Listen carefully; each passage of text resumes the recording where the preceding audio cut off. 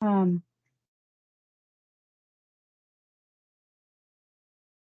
she's recording now. So the meeting's recorded, but they're still muted.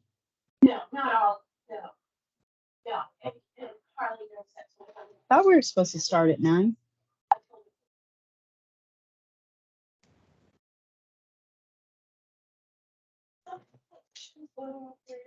Mac, I don't know if you can hear me now, but your image is frozen. So if you're having internet issues, you may want to turn your video off, and that if you're having problems hearing. I can hear you fine. Okay. And see you, but I am going to turn my video off for bandwidth reasons. Yep.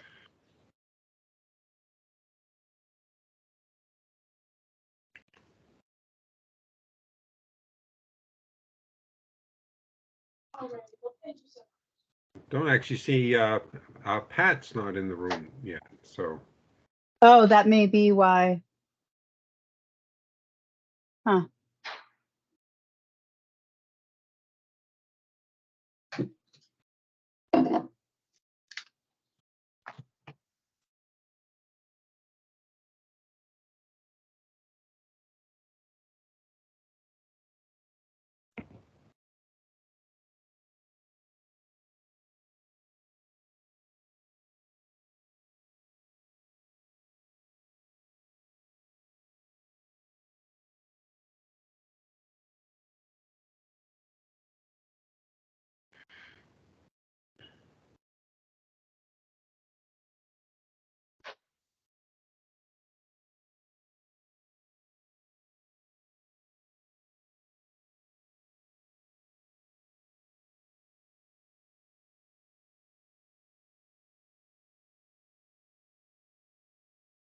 He's a lot younger man than I. So well, my wife and I. This takes a lot out of us. It was 13 hours ago. 13 hours. It's still, 10 to 12 hours. it's still, that's what I say.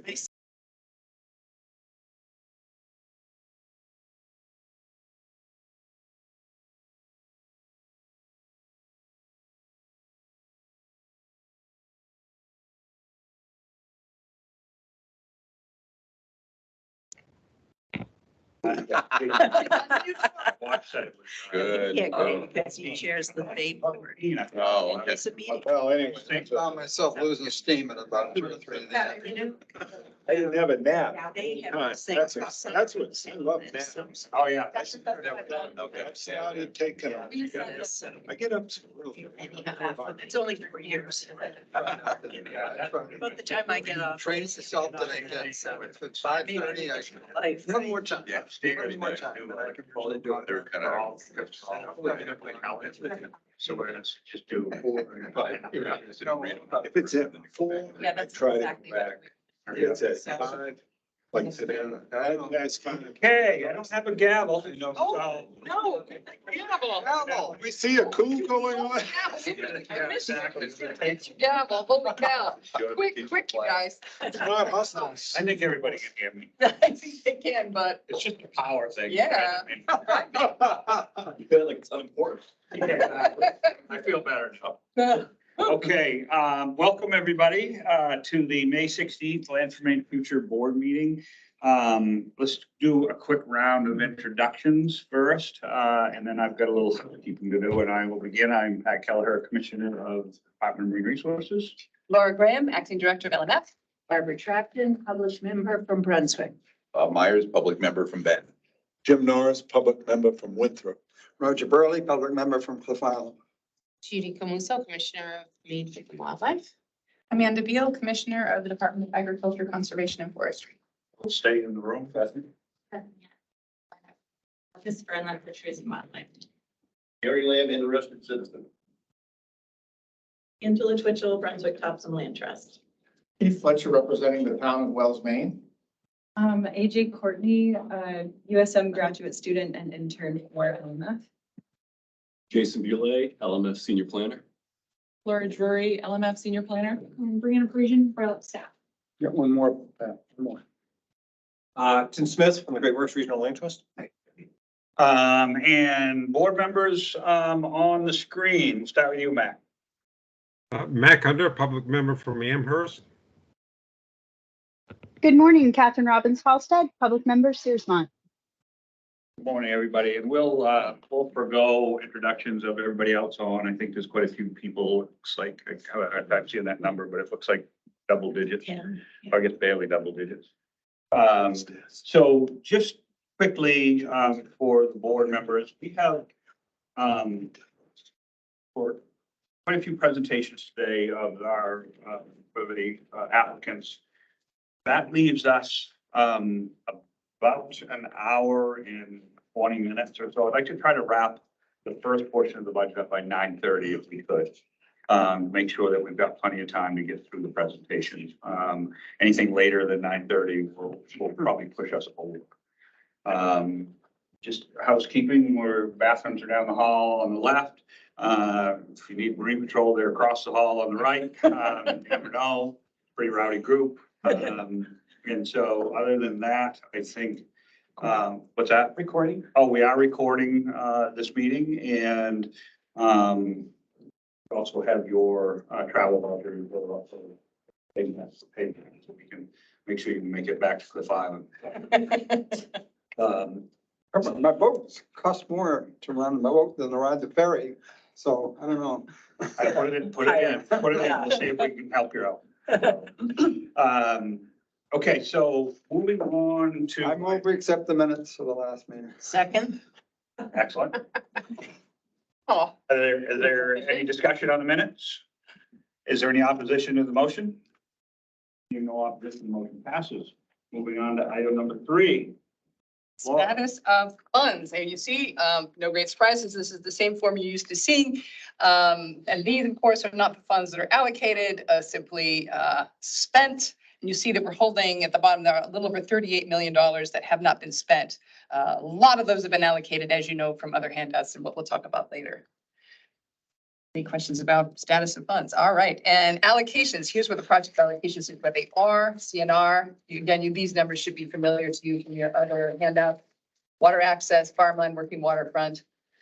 Total allocation is $12,882,545. And note the recent closings: Keyser Corridor, Camp Augustine, hooray! Anticipated closings: Porter Hills. I'm putting Fairbrook, Edwards Mills, and Getchell Park on there because I think they should close before the next board meeting. Porter Hills will close imminently. Next week. And Next. North Uring should also be on that list as Oh. anticipated closing. Excellent. Thank you, Jason. Good. Next slide. And there's our questions. Status of funds. Okay, this is the nitty gritty. This is status of funds for conservation and recreation alone, the unallocated funds. So you can see the 30 million that we began with. The set asides, that calculation was super fun for me to remember how to do that mathematically, so that the total was 30 million, not 30 million plus 15%. And you'll see that we calculated on the basis of 29.8 million because we have an agency MOU that comes off the top. So the funds subject to the 15% rule are 29,800. And those are the closed projects, the project expenditures out of the 30 million allocated to CNR. Any questions about those numbers? Very good. Reed Deadwater, take it away, Laura. Okay, the first project to be acted on is Reed Deadwater Juniper Brook, located in Vermont Township and North Yarmouth Academy Grant in Aroostook County. This is a over 6,000 acre property to be purchased in fee by the Department of Inland Fisheries and Wildlife. Contains over 3,300 acres of deer wintering habitat and will be managed as a wildlife management area. It's within a focus area of statewide ecological significance and contains over 1,000 acres of a diverse peatland, 13 miles of stream frontage, recreational opportunities, including hunting, fishing, paddling, snowmobiling, and riding ATVs. And there are plans for a formalized kayak and canoe launch on the property. On April 25th of 2023, the Appraisal Oversight Committee met to discuss the Reed Deadwater Juniper Brook appraisal. The appraisal reported a value of $4.9 million, and the committee accepted the appraised value. A draft motion here for your consideration. Bob is AOC chair, would like to make the motion? Okay, I move to approve the recommendation of the LMF Appraisal Oversight Committee and accept the appraisal's value of $4,900,000. Because this is a committee motion, it does not need a second. Is there any discussion on the motion? Is there any opposition to the motion? No opposition, the motion passes. Perfect, we're moving right along. Okay, public notice for the Reed Deadwater Juniper Brook project was advertised in the Kennebec Journal and the Bangor Daily News on May 6th of this year. No comments were received, and a second draft motion for your consideration. Hey, Jim. Yes, I move to confirm the allocation of $1,350,000 in LMF Conservation and Recreation funding to support the acquisition, subject to standard conditions. Second. Motion by Jim, seconded by Barbara. Is there any discussion on the motion? Being no discussion, I'll read into the record the motion one last time to confirm the allocation of $1.35 million in LMF conservation and recreational funding to support the acquisition subject to the standard conditions. Is there any opposition to the motion? Seeing no opposition, the motion passes. So now we're moving right along to item 5B. You want to say that word? Wallamattogus. Just trying to make sure you- That's right, I'm awake here, yes. Wallamattogus in Penobscot County, Penobscot, Hancock County. This is 334, all give or take, acres of recreational land to be acquired by Blue Hill Heritage Trust. Scenic interest, prime physical features on Wallamattogus Mountain, which is the second highest peak on the Blue Hill. And the amount requested from LMF is $350,000, which is 50% of the total project cost. The AOC met on April 25th to discuss the Wallamattogus appraisal, and the appraisal reported a value of $700,000. The committee accepted that appraised value. And I've prepared a draft motion for you all. So I move to approve the recommendation of the LMF Appraisal Oversight Committee and accept the appraiser's value of $700,000. And as a committee, motion does not need a second. Is there any discussion on the motion from the AOC? Not seeing any, I'll just read into the record one last time. The committee motion is to approve the recommendation of the LMF Appraisal Oversight Committee and accept the appraised value of $700,000. Is there any opposition to the motion? Being no opposition, the motion passes. Right along. Indeed. So we announced announcement of public notice was advertised in the Kennebec Journal and the Bangor Daily News on May 6th, and we received no comments. Prepared a draft motion for your consideration. Barbara? I move we confirm the allocation of $350,000 in LMF Conservation and Recreation funding to support the acquisition subject to standard conditions. Second. Motion by Barbara, seconded by Roger. Any discussion on the motion? Seeing no discussion, I'll read into the record. The motion is to confirm the allocation of $350,000 in LMF conservation and recreational funding to support the acquisition subject to standard conditions. Is there any opposition to the motion?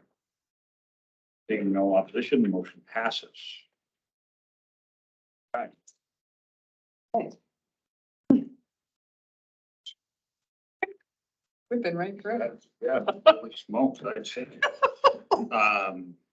So that was item 5. So item number 6 is, Legislative update. yeah, legislative update. So, just want to make sure the board is aware there are 2 pieces of legislation that potentially could affect the Land Information Future program in front of the legislature. One, Laura will cover. She attended the hearing and the work session for us. The second is a governor's bill that should be released in the next day or 2. It is coming out of the revisor's office, and they're currently looking for sponsors and co-sponsors for the bill. And the language would create it would actually move the Lands Remains Future program from where it is now into a trust. We would become the Lands Remains Future Trust. Not a lot changes. The original proposal would have created also a mitigation fund, it was duplicative to the NRPC fund, so that is now off the table. And I think we will see this move forward to committee fairly quickly, considering the late hour we are within the session. Could you highlight the motive, the reasons? Yeah, and Judy may have more information on this, but it came from, and the idea originally came from Dave Trahan back to the governor, and then it kind of expanded from there, and it models some other programs in other states. So I think the whole idea, the basis of this is to protect LMF funding in the future.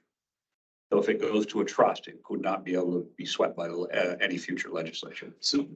And can I also add that my understanding is that if it's a discrete trust, that the interest that accrues on $40 million would then be added to Correct. the monies that we would have at our disposal, which is a huge Yes. opportunity. So and I've been talking to the governor's office about that piece of it, particularly because there would be a fund that would be created. The board would have authority over what that fund would be and how the dollars would be used.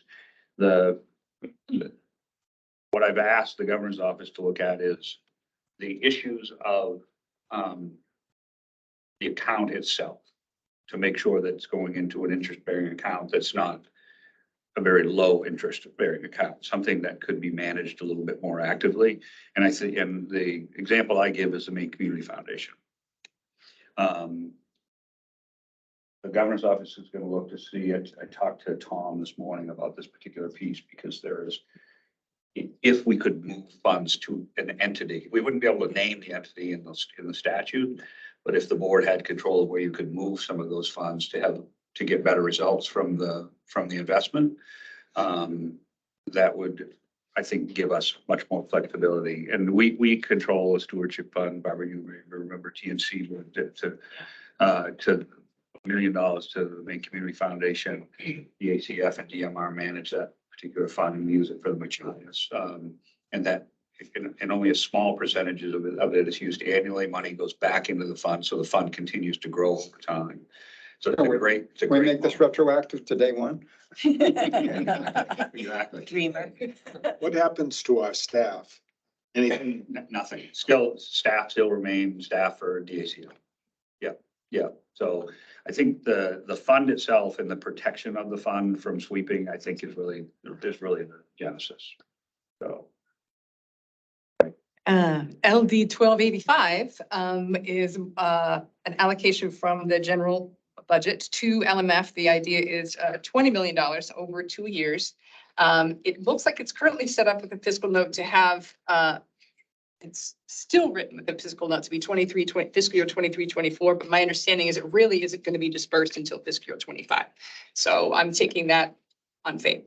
And the idea is that the 10 million per year, beginning fiscal year 25 and then to 26, would be deposited in our account now before the end of this fiscal year. We couldn't disperse it, but we could allocate it and it could be earning interest. Exactly that. And so that passed out of the committee unanimously, ought to pass. And I don't know anything more about it after that. I don't know what's happening. You say unanimously? Unanimously, yeah.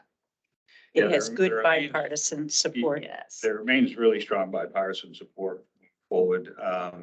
There's going to be strong bipartisan support for the governor's bill as well. The question will remain, based on the change package, what will be left on the table after they deal with the change package, you take the appropriations table. It may not be at the full amount. It may be, we won't know until the horse trading gets done across the river. I certainly put in a pitch for more money. Not to sound greedy, but that we've allocated, a lot. So, yeah. That's pretty exciting. Oh, Yeah, it's, I think we've shown the need. I mean, as a board, we committed to advancing projects, and funding projects, the most high value projects we could come across, obviously with the shared responsibilities. We've shown that there's more need. I think that will come and become apparent when we talk about this next round. And more acceptance of the good that we've been doing. Yeah. Long, Yeah. And I think it's the beginning of trying to make sure that we have, I'd like to think 10 million every fiscal Yeah. year to invest in Yeah. Maine's woods and waters without going to bond issues, without that gap, but to make it a standard part of what's expended and allocated every year so that our 35 years of experience becomes the standard going forward. Yeah, I was on the board in the late 90s when we ran out of money. Legislature had to pony up 3 million. Yeah. Yeah, and there's been time since then, right, where bonding hasn't come through. And luckily there's a lot of work in between those periods, but you lose momentum. And I think this board and this program has good momentum going. Yeah. I think it's important too for the partners, our stakeholders to feel like there's going to be continuous Yeah. opportunity there. And this is going to increase the confidence of our cooperating partners in the future. Yeah, great. Yeah. Yeah, what about the withholding the funding? I mean, is there still an opportunity for that chapter to reemerge where parties in state government can withhold the funding even after we've approved it and have the money in the bank? I mean, I think you always run those type of risks, but if the money goes, it would have to be released to the trust fund. So I think once it becomes part of the trust, it's the purview of the board, and that may help with those challenges that we had in a prior unnamed administration.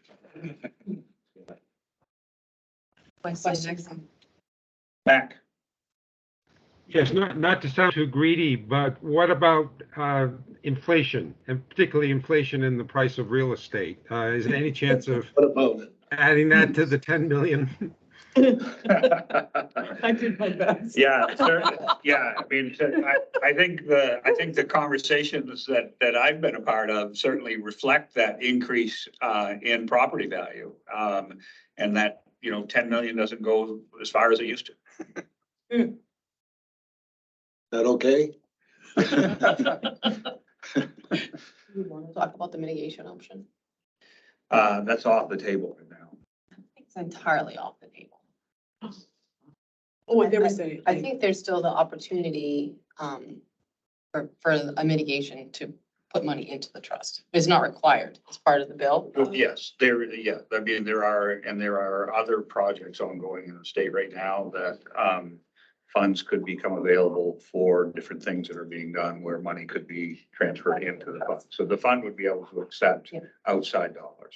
Yeah, but not from the mitigation as it was originally drafted, I think would have taken money away from other potential funds. So I think that was one of the concerns. So I think this makes it more broader and more flexible, frankly. There's also the management piece of it that's still in the grants, grants for management. Right. For the, back to the agencies. Yes. Yeah. That That remains. That's still in there. Yeah. You raise an interesting question, though, about other ways that monies might eventually come into Land for Maine's future. And if we were able to establish a trust, if we were able to have it in a separate, well-managed account, people might consider that as a part of their estate plan. For sure. Yeah. Yeah. Whereas they wouldn't the way it's operated now. Yes, thank you, Brian. And I should have mentioned that in fact, we were the recipient, we were named as in lieu of flowers, send to LMF or Will Harris. Many of you may have known Will Harris. So that was amazingly generous and a real loss for all of us. But yes, there was quite a lot to navigate there. We all had to remember, how do we do this? And it could have been easier with trust. Great. Any questions about either of those? Seeing none. Ready to go. 11A, how are we doing for time? Yeah, all right, Okay. 9:29. We do a quick overview of the proposal reviews, talk about the ground rules. Yep. And then take a short break while we transition into the presentations. Sounds great. We're Okay. right on schedule. 13 projects, 7,072 acres, a little over 6.2 million requested. Next slide, please. Oh, sorry. Lag time. Oh. There we go. All right, ground rules, public attendance is welcome. It's a working meeting. Board members can direct questions to the applicants through the chairman. The board chair will indicate the appropriate time when public comment regarding a proposal may be provided.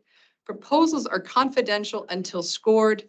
This prevents undue influence on the board through the scoring process and is in accordance with state of Maine purchasing policies. Board members will refrain from discussing proposals with applicants, the public, or members of the press. Next screen. Scoring is based on the information contained in the proposal applications. Those here to observe will avoid any actual or appearance of attempts to influence the scoring process. Likewise, board members will refrain from asking questions of the public. Conflict of interest. LMF statute says if a charge of bias or personal financial interest, direct or indirect, is filed against a member requesting that member to withdraw from a proceeding of the board, that member shall determine whether or not to withdraw and shall make that determination part of the record of the proceeding. The board will endeavor to stick to the agenda and avoid broader topics that may not relate to the scoring process. Oh. What do you point mean by there. I that? don't know. I have no idea, Jim. We're just pointing. You're looking at me. You're talking. The goal of the scoring and evaluation process is to ensure fairness and objectivity in the review of proposals and ensure the funds are awarded to the bidders whose proposal best satisfies the criteria of the RFP, the LMF workbook. Each evaluator to please take notes. Please place your name on your scoring notes and give them to LMF staff at the end of the meeting.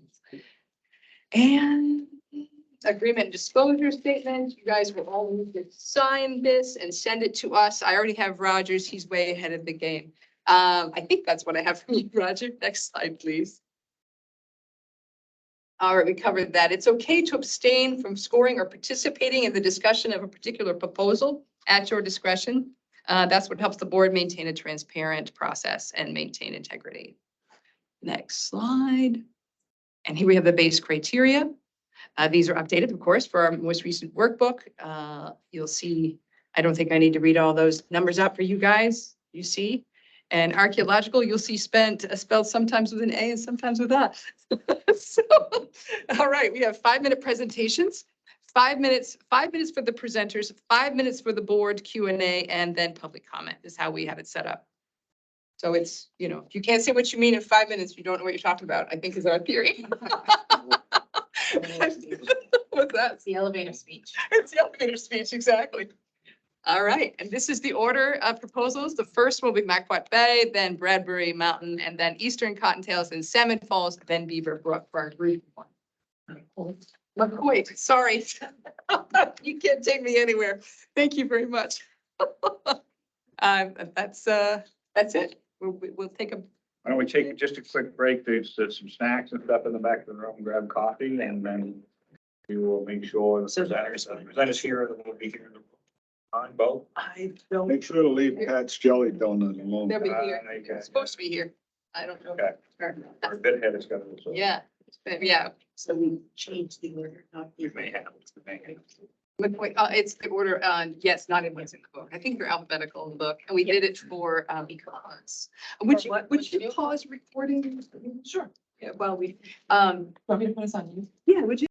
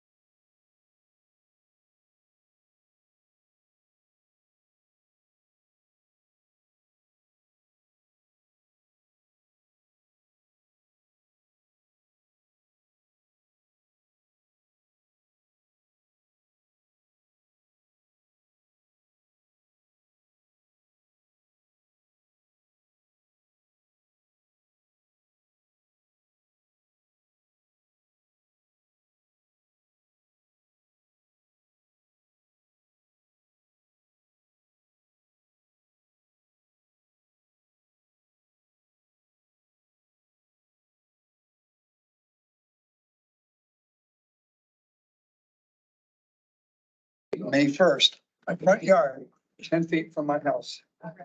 Wow. Beautiful 45-foot yacht. Are they in frame still? Or wait, that's not happening anymore. They were never.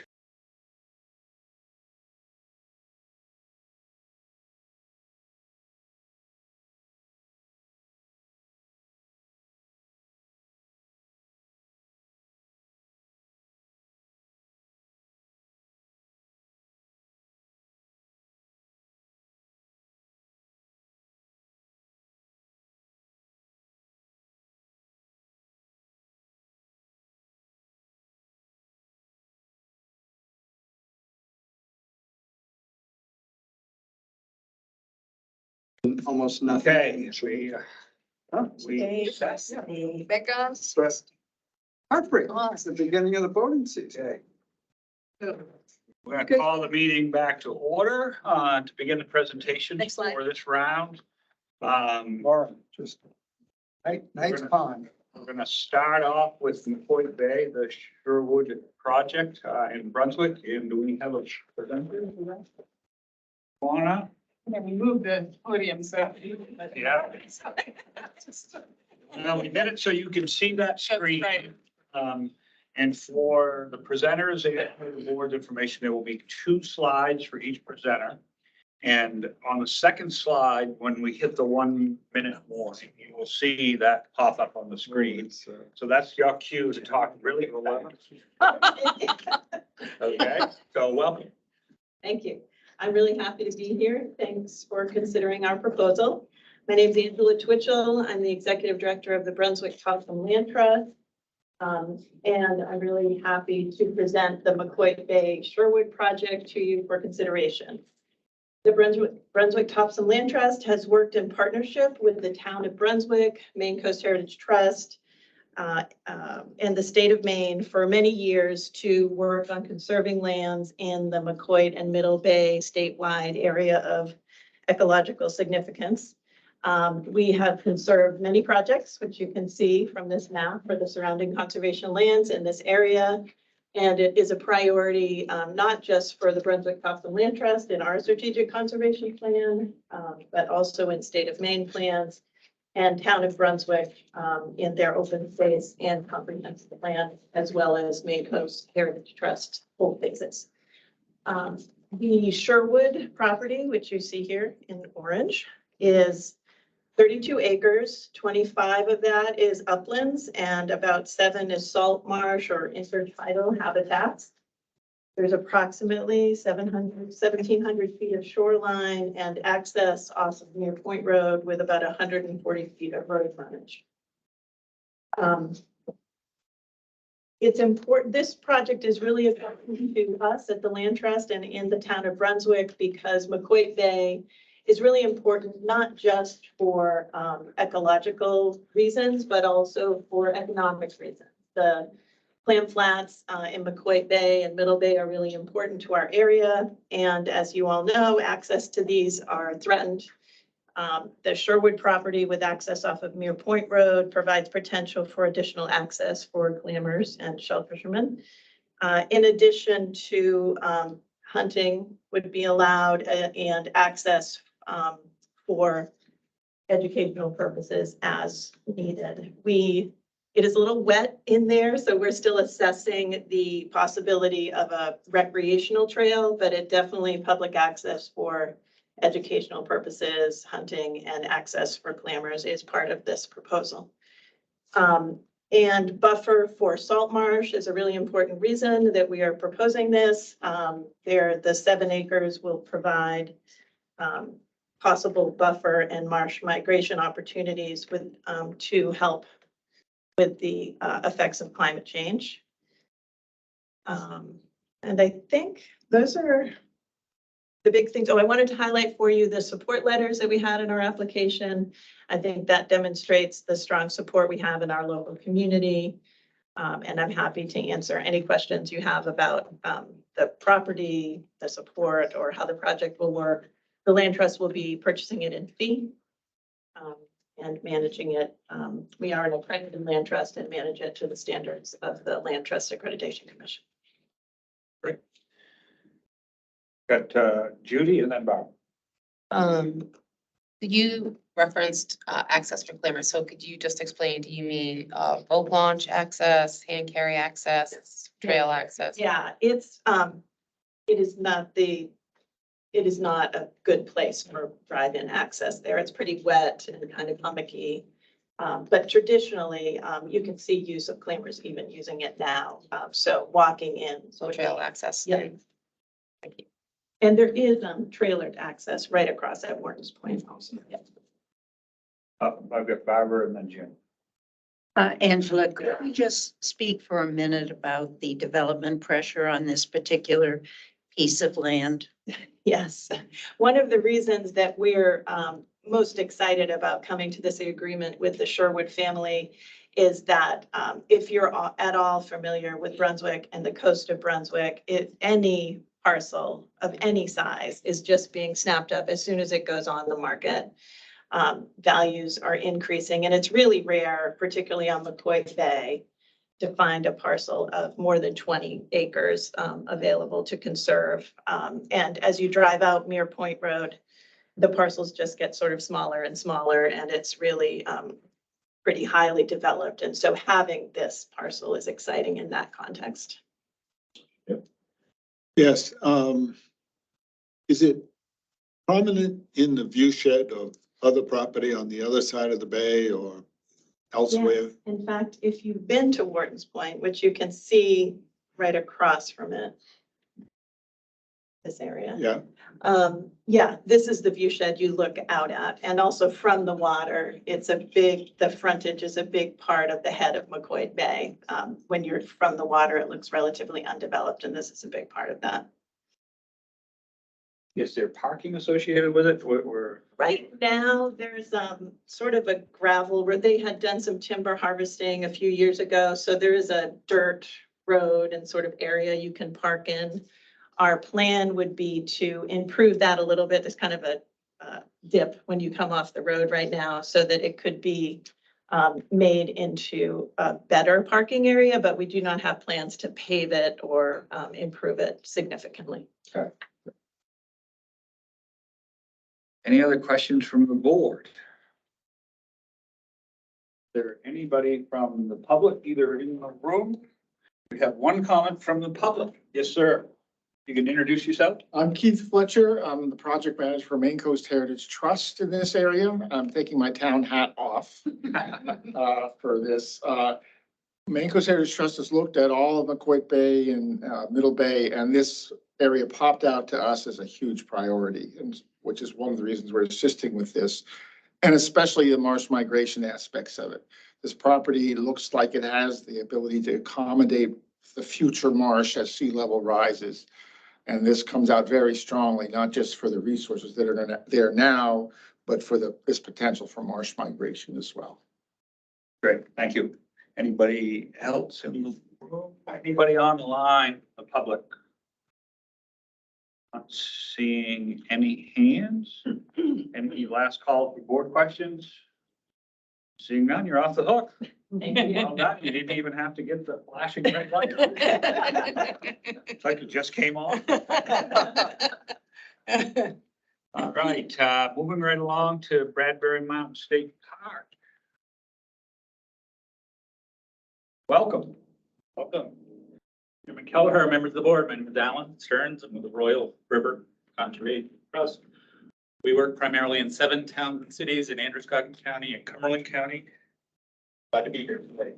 Here today to present what you call Bradbury Mountain Park expansion, what we call the 2023 pre-acquisition prior to the expansion of Bradbury Mountain State Park. My organization, in part in its previous incarnation, is the Pownell Land Trust, has expanded Bradbury 5 times over the years. And we've worked on the related Pineland Public Reserve Land Corridor with a half dozen acquisitions over the years. Significantly, however, all of those transactions were more than 12 years ago, and the last expansion of Bradbury Mountain State Park, was nearly 20 years ago. It's time to lean into this real estate market, time to lean into the state park system, and time to expand Bradbury. Today, I'm presenting as a co-applicant. Think of The Bureau of Parks and Lands is right beside me as a co-applicant. By the time this gets to closing, they will be front and center, and we will be drifting to the background, merely transferring the land that we hope to pre-acquire this year, while waiting for the Bureau to line up funds and other resources to buy the parcel back from us. The parcel is most simply garden variety woodlot. There is little of ecological significance. It is woods next to a state park, which means the Bureau might decide that it's perfect for significant expansion of trail networks. Mountain bike development can be intense. This is an appropriate parcel for development of mountain bike trails because there is no particularly unique ecology and it's immediately adjacent to existing trail networks. I will emphasize, and I said in the application, we expect the project to be significantly reconfigured as compared to how it existed at the time of our application. We don't yet have that reconfiguration. We are negotiating with a landowner. We have rejected his proposals as often as he has rejected ours. I don't think you need to follow the blow by blow so much as to say that I think staff will recommend that we or the Bureau return to the board in future next year when the configuration is fine, such that you better understand what you're getting. And finally, I'd emphasize that procedurally, this is very complicated. I could explain to you why we must require it this year, but again, frankly, that headache is on my plate. You can sit back and watch and see if we're able to pre-acquire. And then by the time you or the Bureau buy the land back from us, it'll be clean and simple. So with that, I'm available for any questions. Questions for the board, Barbara? If I did my math correctly, this is about 8,000 an acre. Is that correct? The application was, we rounded up significantly. We do not believe that this parcel, and certainly as configured, is worth 8,000 an acre. But that was at the time the landowner's demand. So we said, hey, let's round up so that at least we will all, you from a funding perspective, would scale back. The key issue with any landowner negotiation in Cumberland County is appraised value by whom and when. And that is the type of negotiation that we are undergoing to make certain that anything we pre-acquire will be at an appraised value that you accept. And the reason that the owner feels it might be worth 8,000 an acre, what would the use of this parcel be if it were not added to Bradbury Mountain State Park? Is it residential development? Yeah, the significant issue, I mean, Angela Twitchell gave you a good lead in, I guess she's gone, but people aren't buying on McCoy Bay anymore. They're buying in Pownell. That the real estate dynamic in interior Cumberland County is essentially Gold Coast residential moving to the interior. So this landowner, so everybody in Pownell recently saw an old farm go for 1.6 million. And so thus there is a reasonable question for every landowner in Pownell. Oh, might my land be worth 1.6 million? As configured, again, this is backwoods. It has residential appeal because it abuts Bradbury. You won't have something behind you. There are positives and negatives to this particular parcel as compared to the $1.6 million farm down the street. Yeah, accessibility wise, is it your thoughts that the accessibility is clearly through Bradbury, not from the other location to the west?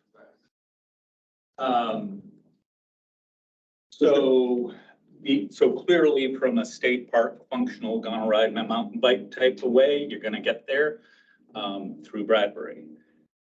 For reasons of appraisal or process, or the fact that we hope Bradbury will buy it back from us, but they might not. We are securing full, robust public legal access along this strip, which happens to be an abandoned but not discontinued town way. So there would be legal access to the parcel that we were buying, even though the state park might choose to just use. Is the owner retaining property adjacent to that? This configuration, which will change, includes the landowner's retained homestead here. So the landowner would retain where he's, or the executor of the estate would retain the property where he currently lives. And then similarly, this access as an abandoned but not discontinued town way has multiple parties of interest. So our interests would not be exclusive. First and foremost, the Bureau of Parks already owns considerable interests in that old road. Alan, can you just acclimate me? What road is that? So this is Route 9, also known as Hollowell Road in Pownell. This would be Bradbury's headquarters and campground and such.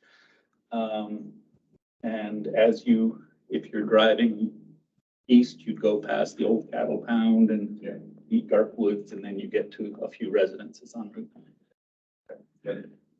Could this be considered a link to additional property to the north there? Yes. I'll be clear that what is on the table for LMF funding is merely shoulder.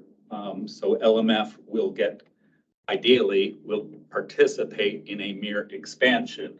However, what doesn't show on this map, partly because they're not technically conserved lands, is a town of Pownell lot right here, which would provide additional access to Route 9.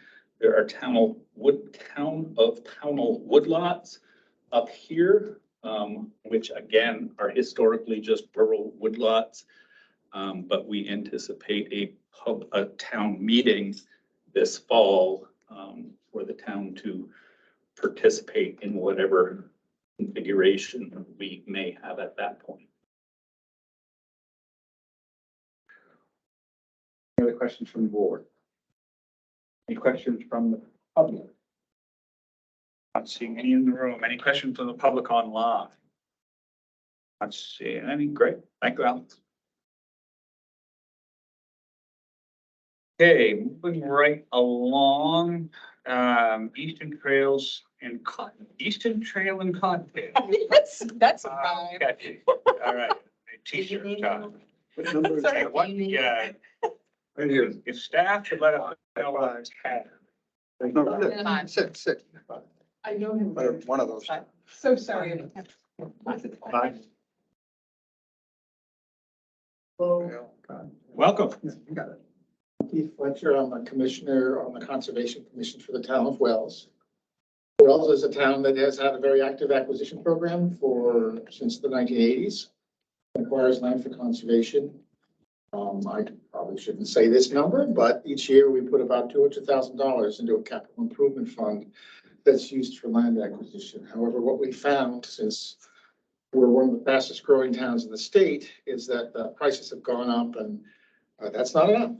So that's why we're here asking you for funds. In the proposal, well, let me talk about land. It's wonderful stuff. The land we're proposing to use for match consists of two parcels. With Ball Hill one here that you see with frontage on Ball Hill Road, and then this smaller one here with frontage on Sam Allen Road. Sam Allen? No.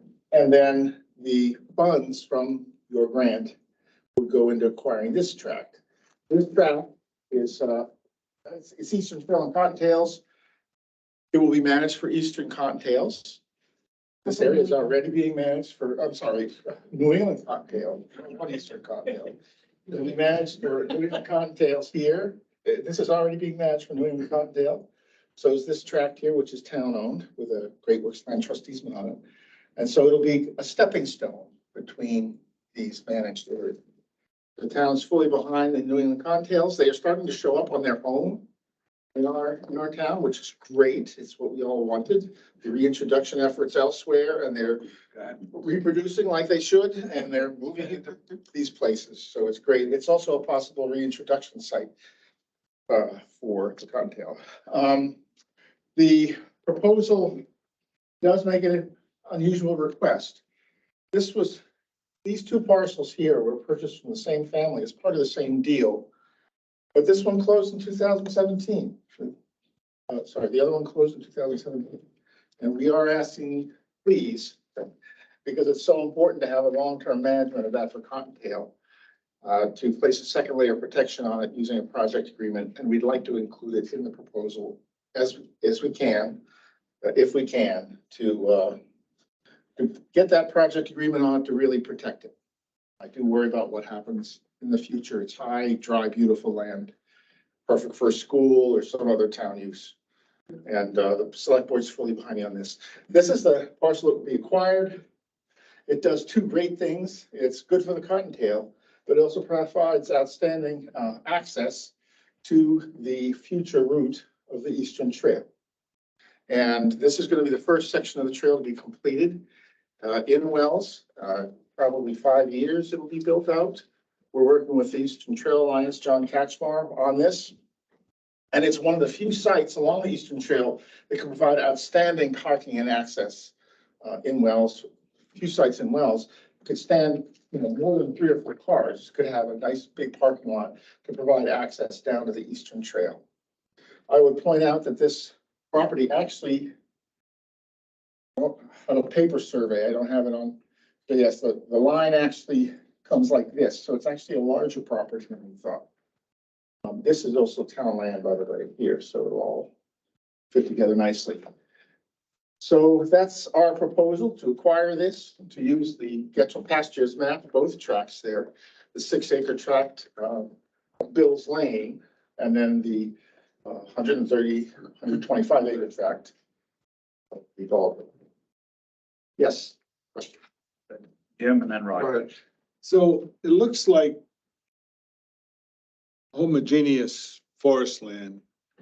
It doesn't look to be, are you gonna do some patch cutting, creating edge? I mean, so it didn't, on the surface, it doesn't look like existing cottontails. The bigger parcel definitely is, it's ready made, but yeah, it's basically Coptic growth and some clear cuts and Coptic growth, which is what we did over here. And it's the New England Cottontail coordinators down with that. So, yeah,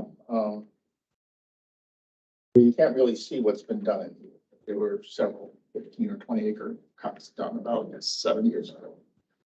Roger and then Judy. All right, so I was moved by the Eastern Trail component to this very much so, but here's my embarrassing question.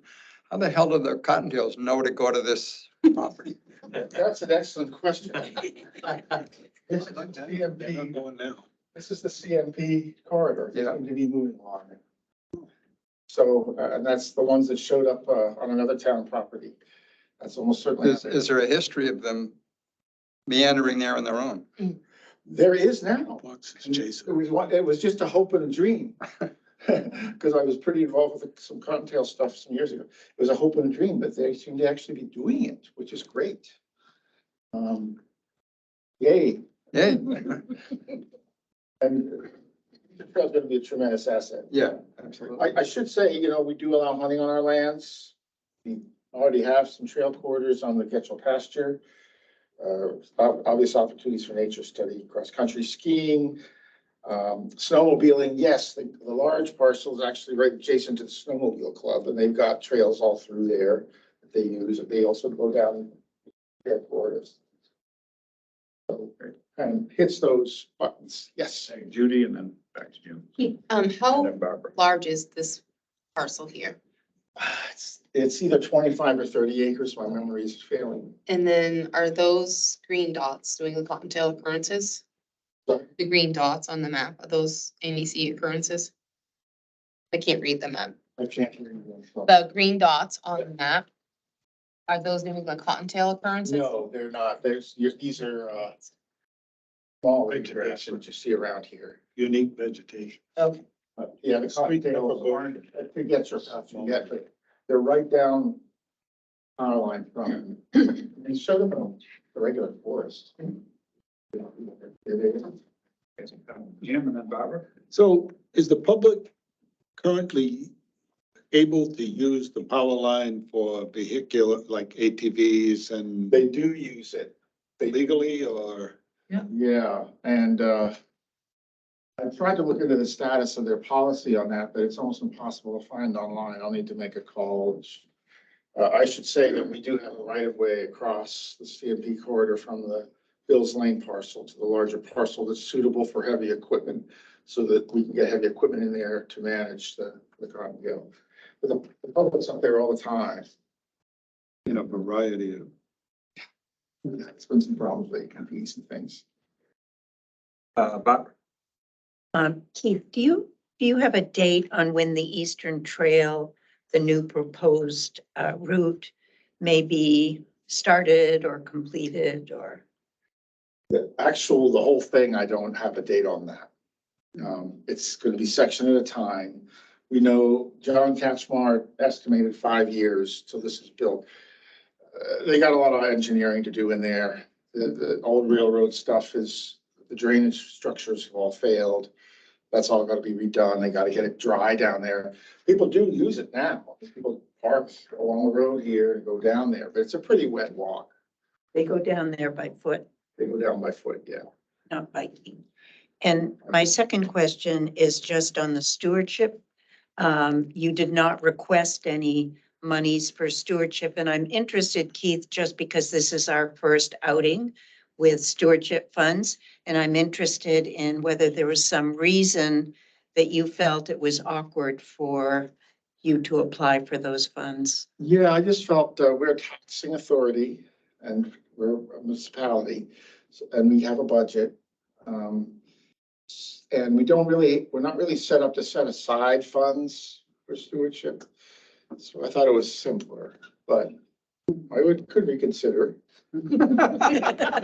Thanks for asking, Barbara. Well, no, it just, I wondered logistically if we've set it up in a way that's difficult for a Yeah, that's a really municipality. good question. Yeah, for me as a town official, I felt it was a little odd to be, it was different than being a land trust. You know, if it was a land trust doing this, definitely would be asking for that.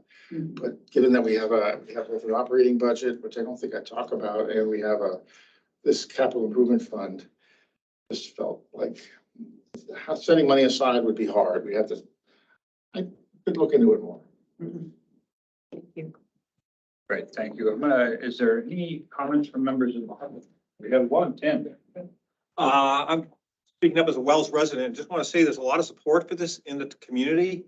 That large 280 acre parcel just to the left of that this will connect with, was very hard fought for in the community, and the great works helped the town buy that 280 acres that was once fully permitted for liquid natural gas facility, which would have been the largest tank in the nation.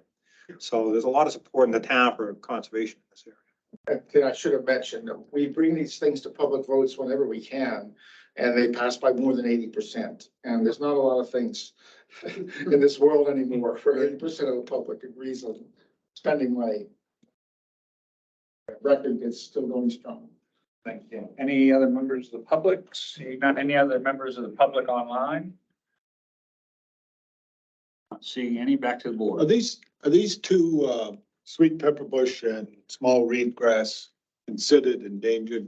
They are on the list. Plants, and I don't know if they're threatened. Does anybody know? But yeah, they're on the state list. Any other questions from the board? Seeing none, thank you very much. Thank you. And up next. Involved Tidewater, so Berwick. Applicant 14. Tab 14. Welcome. Yes, and we have the application, it's actually about the town of South Berwick, and I have the town manager on Zoom, and he'll start the presentation. Great. Turn it over to the town manager. Good morning, members of the committee. Thank you for inviting us and hearing our presentation. I just want to give you a quick overview. Let you know that first off, that the town of South Berwick and the Great Works Land Trust work in conjunction together, has a unified group to preserve land in the South Berwick region. This project is a great project, very well supported by the town. The town's proposing to help front the project by putting up $250,000 out of the capital funds. That was voted on last year, and by a 75 to 25% approval margin.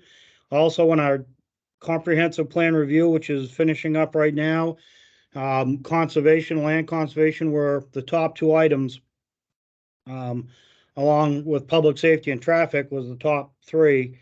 Conservation and conservation is really important here in South Berwick. To give you a perspective, since 1990, the population of South Berwick was 1,500. Today, it's over 8,000. So in 32 years, we've had a 500% growth factor.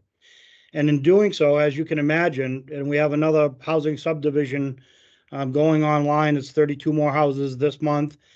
As that continues to grow and the expansion and the boom in South Berwick in the southern part of the state continues to grow, as people move here from Massachusetts and other areas, land becomes a lot more valuable and less, especially nature conservative and preserved land.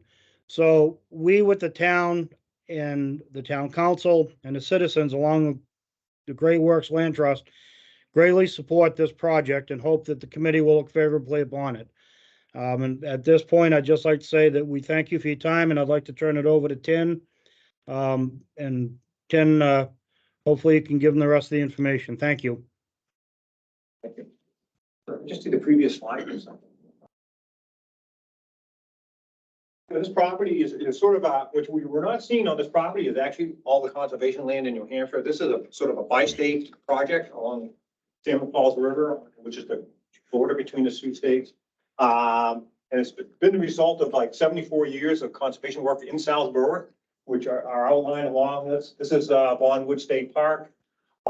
Just to the left here is the Mount Agamenicus to the Sea Conservation Initiative, which is protected about 15,200 acres there. But what you're not seeing right across the river, there's 14 projects and 940 acres protected on the New Hampshire side. And that goes along with about 73,000 acres that are protected by the Great Bay Resource Protection Partnership throughout the Great Bay Estuary estuary and up the river. And so this project is actually a little bit at the crossroads of this, and it's been picked out by the New Hampshire Corridor Commission, Wildlife Corridor Commission, as being a wildlife corridor. And it's also one of the, so this is a long-standing activity that's been going on in South Berwick, and this is sort of the key piece. And we've been able to we've been working with the landowners for over 20 years on this project.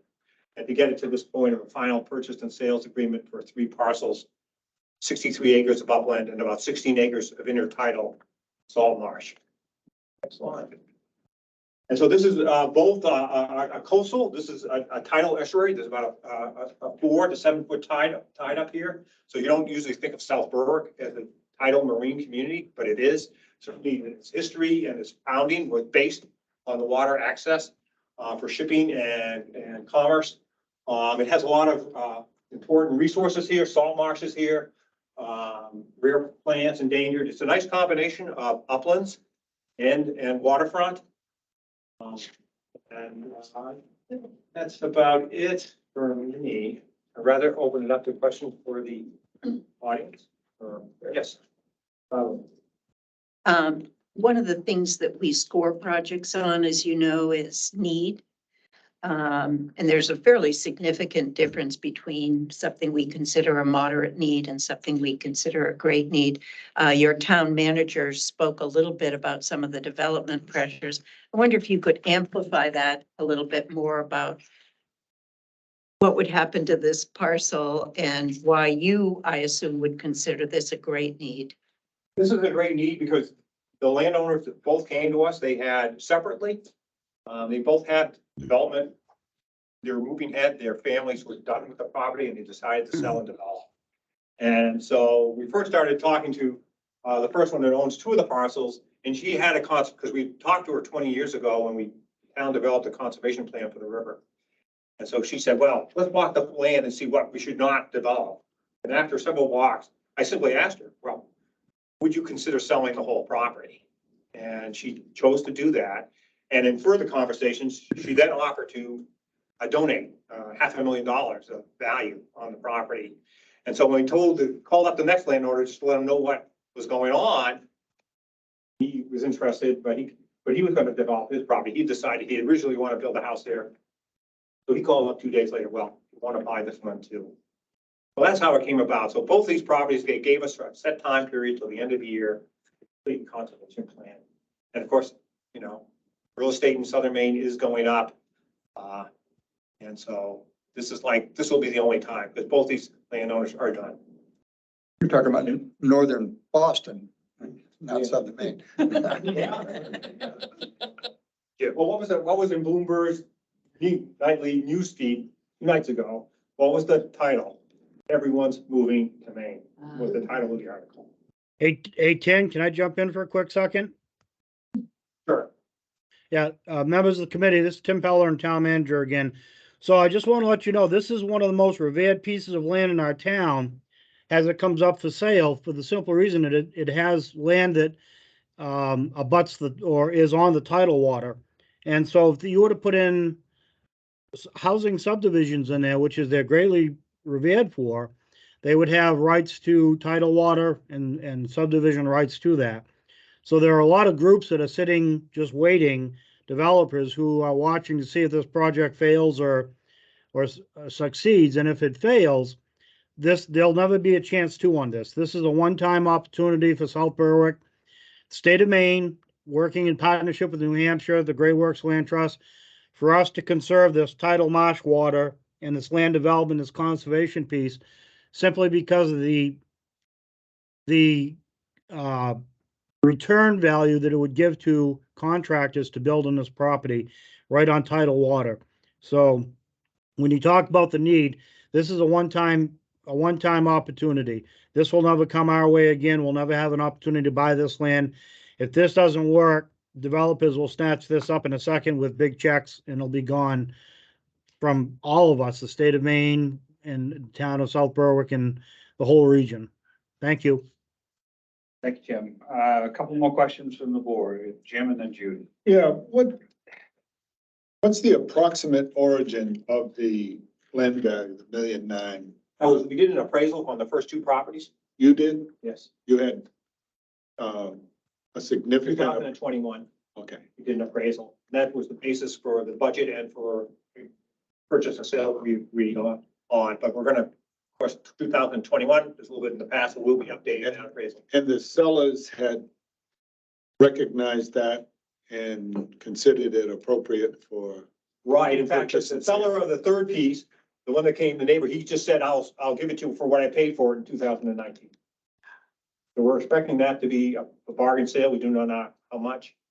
So he said he would sell it. And again, the first one offered to take $500,000 off the price. So we have a sizable landowner participation on this project. Great. You do have a handle on the number, Yes. Yeah. Yes, that was done on the president. And like I said, we'll update that. And this is within a 907 acre unfragmented block. I mean, there's no other blocks like this in Southern Maine, south of Portland I could find, coastal with marine frontage. There's a fish ladder at the head of tide. So this river is heavily used by anadromous fish and striped bass. Or a 300-pound sturgeon was caught there in 1993 illegally.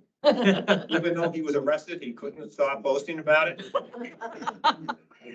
All right, any other questions from the board?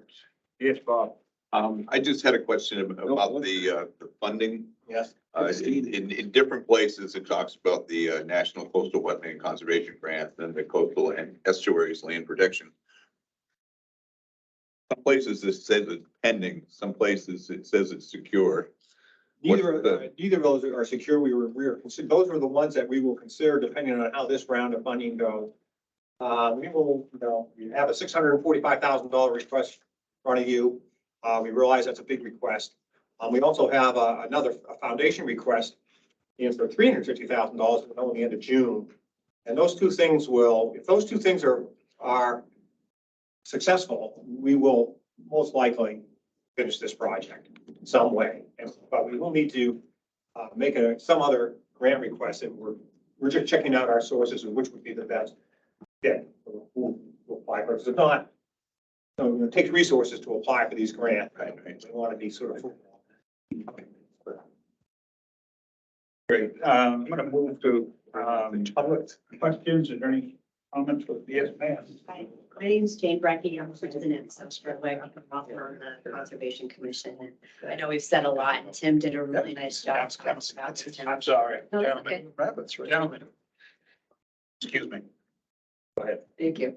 I just wanted to reiterate sort of what Tim had said about town support. This is a beloved area in South Berwick. It's proximity to Vaughan Woods, brings in school groups, a lot of local community events. And people are very, very excited about the potential for this property. So I just wanted to kind of showcase that a little bit more. It's the buzz of talk of the town. So thank you for listening. Great. Thank you. Anybody else from the public in the room? Seeing none. Any members of the public online? Seeing none. Last call for the board. Hold on, Tim. We never know. Going once, going twice, seeing none. Thank you very much for your presentation. Appreciate it. Okay, all we want to say is thanks to Tim, because he would have been here, but today's town meeting day in South Berwick. And I appreciate your accommodating him online. I appreciate it. Moving along to Beaver Brook. Is this the last one in this grouping? This is the last one in this grouping? That's. And what tab? Two. Welcome. Thank you. I want to thank the board for inviting me today to present the project. My name is Scott Kunkler. I'm the Conservation Director with the Scarborough Land Trust. I'm excited to present the Beaver Brook Preserve project. It's approximately 30 acres. We'll be purchasing it in fee. It's undeveloped forest land, and it's located right along Beaver Brook. And before I kind of dive into more detail about the project, I wanted to give it context, and it's going to be echoing what we just heard from the previous project, that the town of Scarborough is experiencing incredible growth. We've jumped almost 4,000 new residents over the last 10 years. It's an almost 20% increase in those years. We're squeezed between, not only are we developing, but we're located between the largest community in Maine, Portland, and South Portland to the north of us, as well as Biddeford and Saco and Old Orchard Beach to the south of us. And in the last 6 years alone, the town has permitted over 1,700 new units of housing.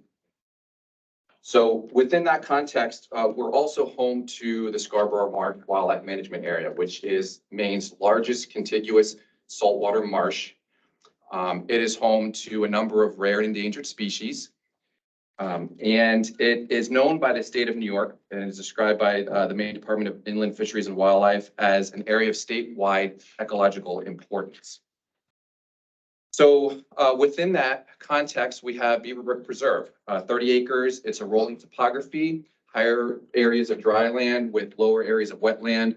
These wetter areas feed down intermittent streams into the Beaver Brook Valley. Not only is the brook there, but there's a number of wetlands within that valley. And so Beaver Brook, as that water goes down into the brook, it makes its way down the brook into the Scarborough Marsh. And a recent review by the Maine Natural Areas Program for this grant program stated that riparian corridors such as Beaver Brook Preserve, they are beneficial to help protect the ecology of the marsh, the Scarborough Marsh, its habitats and the species that depend on it. Not only is it important to protect the marsh, protecting this property, but Beaver Brook is also identified by regional fisheries biologists with IFNW. It's known to support a population of wild brook trout. And he goes on to state that riparian habitat and watershed protection are important for sustaining these wild brook trout resources, particularly in southern Maine, where development and encroachment is relatively heavy and those pressures continue to grow. It also contains upland forests, which we all know are important to sustaining a lot of the animals that are located on the preserve, especially like amphibians, reptiles that need they need the wetlands, but they also need the upland forests as part of their life cycle. The preserve will also be it's part of a 112 acre, beginning with habitat mapped, undeveloped block area. So if this property were to be developed, it's just going to further fragment that undeveloped area. These are the last large remaining areas within the town of Scarborough. It also includes 2 undeveloped block connectors that help to provide a corridor for wildlife to connect to other areas, other properties within that region. The property contains almost 20% of a very low elevation loam, which this setting is underrepresented on conservation lands and are key drivers for biodiversity. We plan on creating parking and trails on the property. It currently has a snowmobile trail, but we will be creating other trails that will provide opportunities for hiking, wildlife observation, snowshoeing, cross-country skiing, fishing, hunting, and trapping. And as open space becomes rarer in Scarborough, these opportunities for recreation are becoming more valuable for the health and the mental well-being of our residents. The town fully supports this project. They're not only going to partner with us to provide in-kind services to help create the parking area, but they're also going to be providing the other half of the match required for LMF in funding. And we will be creating, the property will provide opportunities for educational programs. We're going to be providing those to bring awareness to the connections of this property to the marsh and the importance of the marsh, as well as teaching values of forests and wetlands and understanding the role of the property in mitigating climate change. So what will happen if we don't protect this property, if we don't conserve it? Well, according to our appraiser, Jesse Studley of Legacy Appraisal Services, the property, and this is a quote from him, the property could likely be developed with 8 to 10 residential lots. Of note is that the subject property is located in a town that has experienced significant growth over the past 10 years. Demand for building lots in Scarborough is excellent. Recent sales located in this area west of I-95, and this is the western part, the less developed area. I'm gonna jump in. We've exceeded your 5 minutes and I just need to be mindful of time. And so I'm sure we can capture some of what you were gonna finish with some of the answers to the board's questions. So Okay, yep. A little hint on how to proceed.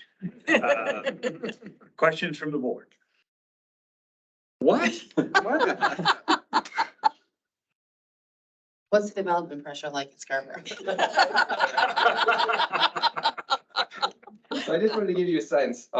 So lots are going for between 125,000 to 175,000 per lot. There was a recent sale, and this is according to Jesse Studley, of a less than 1 acre lot just near this property, just east of it. It sold in 2021 for $125,000 for this 1 acre lot. So given that context, we're being provided the opportunity to purchase 30 acres for what I think is a mere $324,000. We've got it as appraised. And so I just feel, in my opinion, if we don't protect this property, it's going to be developed into these residential lots. Looking at it on the aerial photo, looking at the development that, you know, surrounds it, essentially, we've seen projects before where some of the locals are not real you know, not in my backyard do I want this highly used conservation area.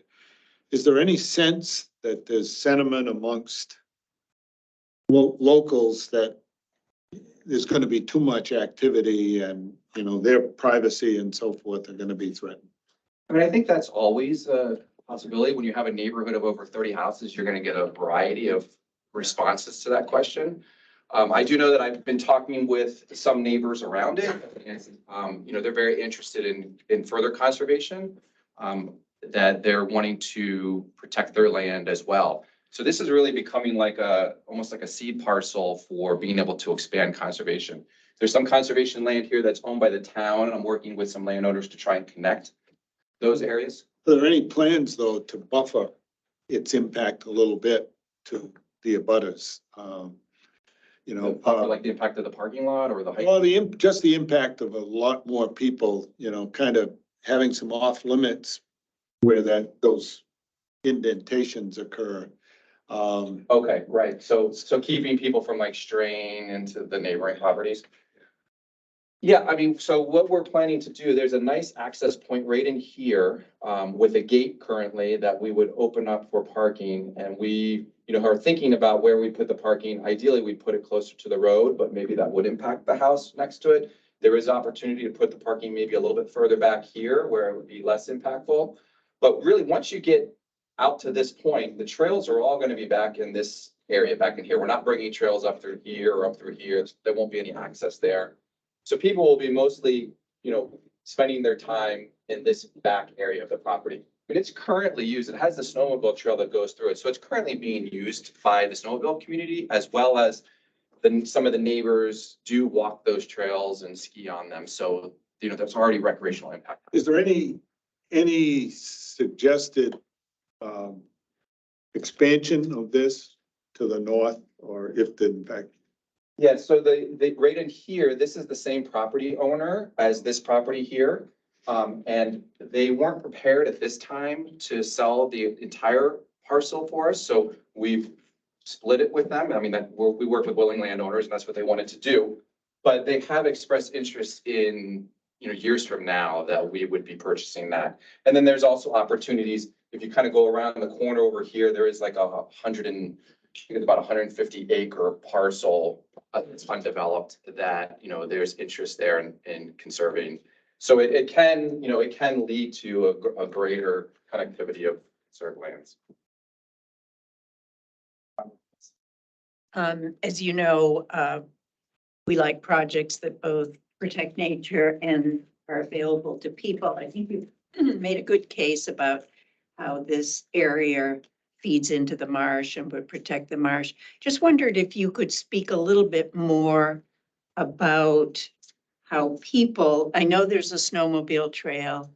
There don't seem to be any real scenic values in this, a high mountaintop view or things like that. And you're thinking about building a trail. Why is it that you think people would like to have an area? Do you have some statistics that seem to indicate people feel this type of property is not available to them within the Scarborough area for walking and things like that? Well, I mean, we do have a number of other preserves in Scarborough for people to walk to. This area that's here, we don't have a preserve within this part of Scarborough. So folks in this area, we're trying to create opportunities for people to be within like a 10-minute, drive or walk to a preserve, to localize, so people have like a local area to go to. And so,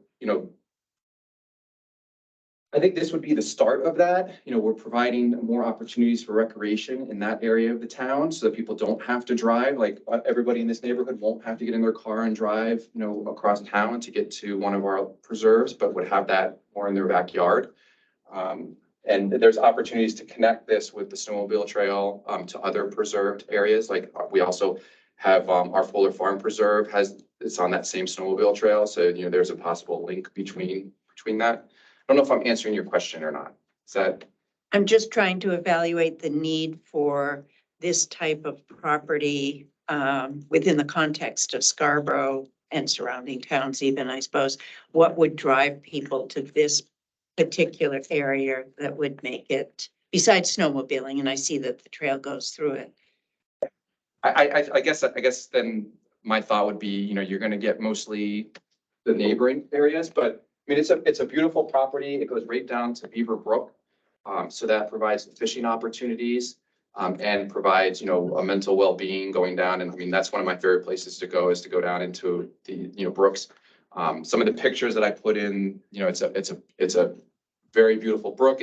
No impacts. It doesn't seem to have any history of ever being dammed or developed or any of those types of things. It's a well intact, very little invasive species pressure in the preserve. So I think just it's outstanding qualities for a mature hardwood forest, white pine forest. as well as providing those opportunities for along the creek, along the brook. And it's in an area that's very quiet. You know, we're within 9 miles of Portland, 5 miles to South Portland, where you can be standing on that property and all you're hearing is birds and, you know, and the animals in the water trickling past. So for me, I mean, I would definitely gravitate towards it because those are, you know, values that I really, you know, benefit from. So just kept following on from Barbara's question, the other local preserves are, would you say, heavily used? Oh, absolutely. I mean, especially from the pandemic, I've heard talk from a number of folks who say, you know, I don't go to Fuller Farm Preserve anymore because it's just, there's too many people, you know, there's too many dogs. This will be a relief valve for. Right, okay, yes, Okay. thank you. Yep. So where does Beaver Brook into the marsh? Does it go through the subdivision? Or does it wrap around? Yeah, so Beaver Brook starts, it's like the headwaters are up in here somewhere. It goes through here. It goes across this conserved land and then down, and this is the marsh down here. This is the IFMW protected land. Okay. Okay. You're okay now? Okay. I'm going to turn to, did you have one? I'm going to turn for public comments. Seeing none in the room, is there any public online that would like to comment on this project? Back to the board for one last bite at the apple. Seeing none, thank you very much. Appreciate it. Thank you very much. So that is the last presentation in this batch. Why don't we, 5 minutes? Check your phone, do whatever else you need, what do they call bio breaks? Right. I'll give the tab numbers for you in advance.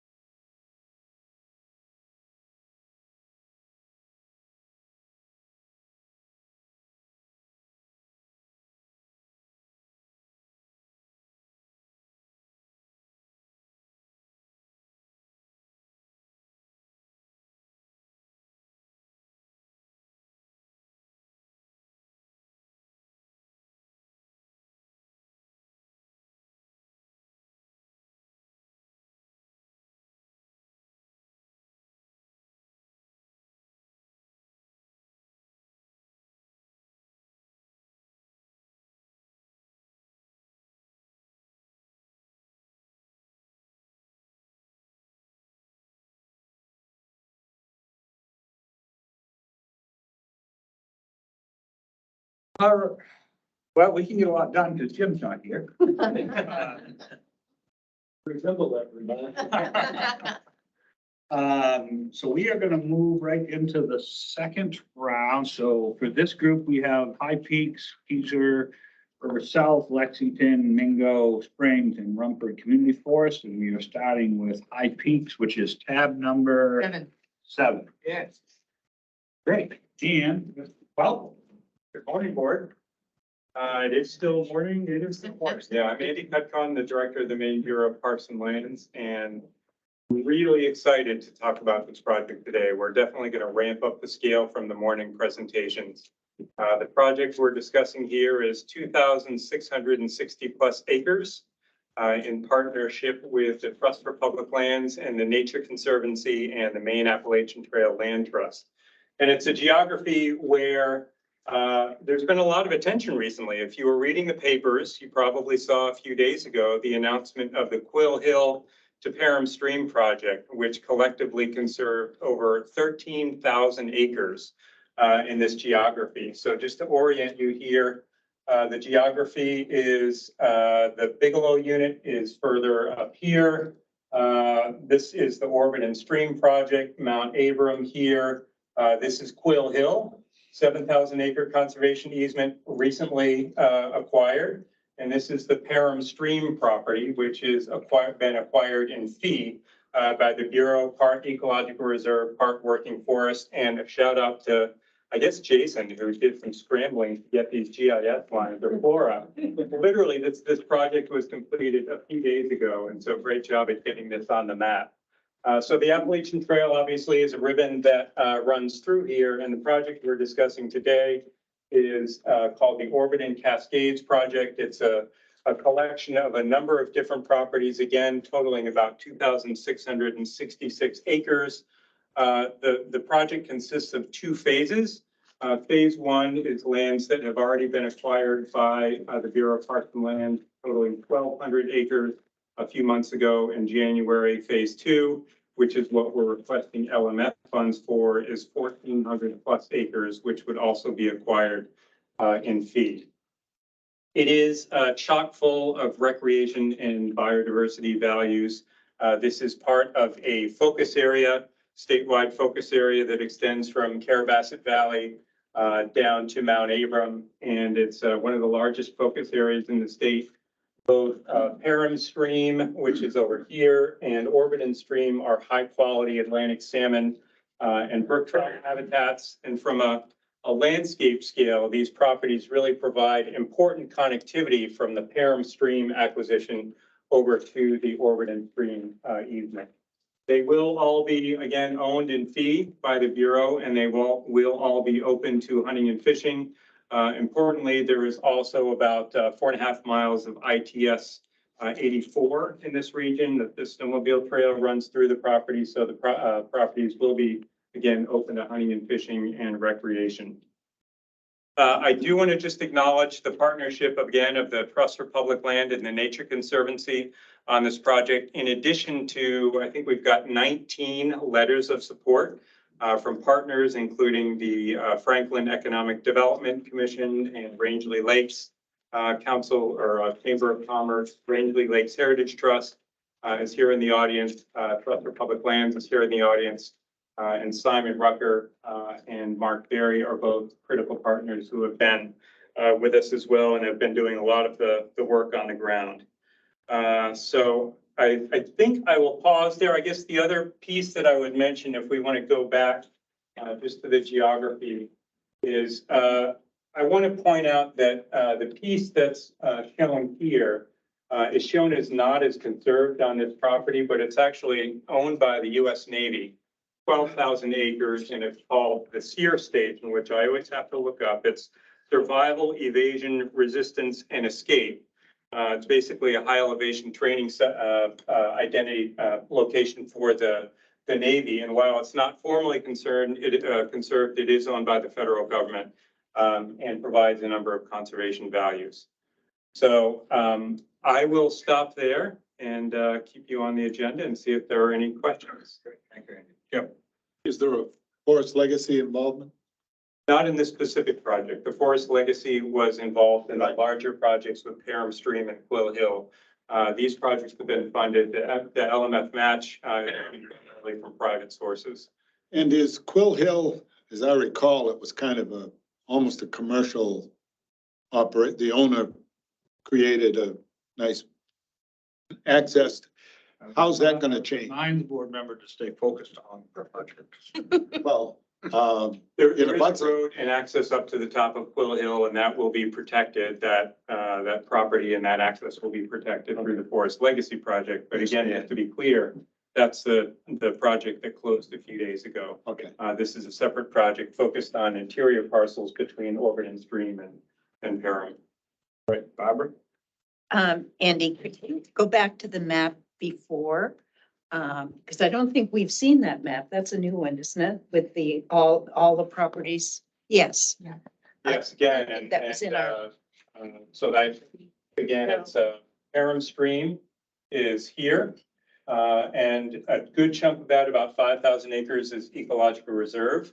And there's about 1,500 acres of working forest owned by BPL right there. And then the Quill Hill easement, is up here.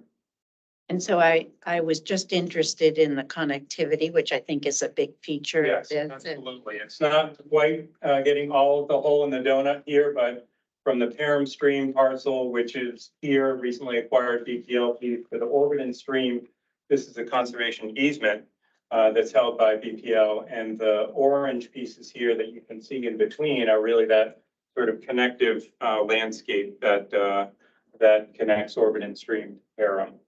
And the other holes in this fabric here, you said the survival thing, does that Yep. fill in that whole gap up there? That's the big one up there. Mhm. And there seemed to be right above one of the project parcels, there seems to be a blank. Yeah, I'm gonna maybe invite Mark or Simon just to chime in on that. Go ahead in terms of the ownership Yeah. of that. Thanks, Andy.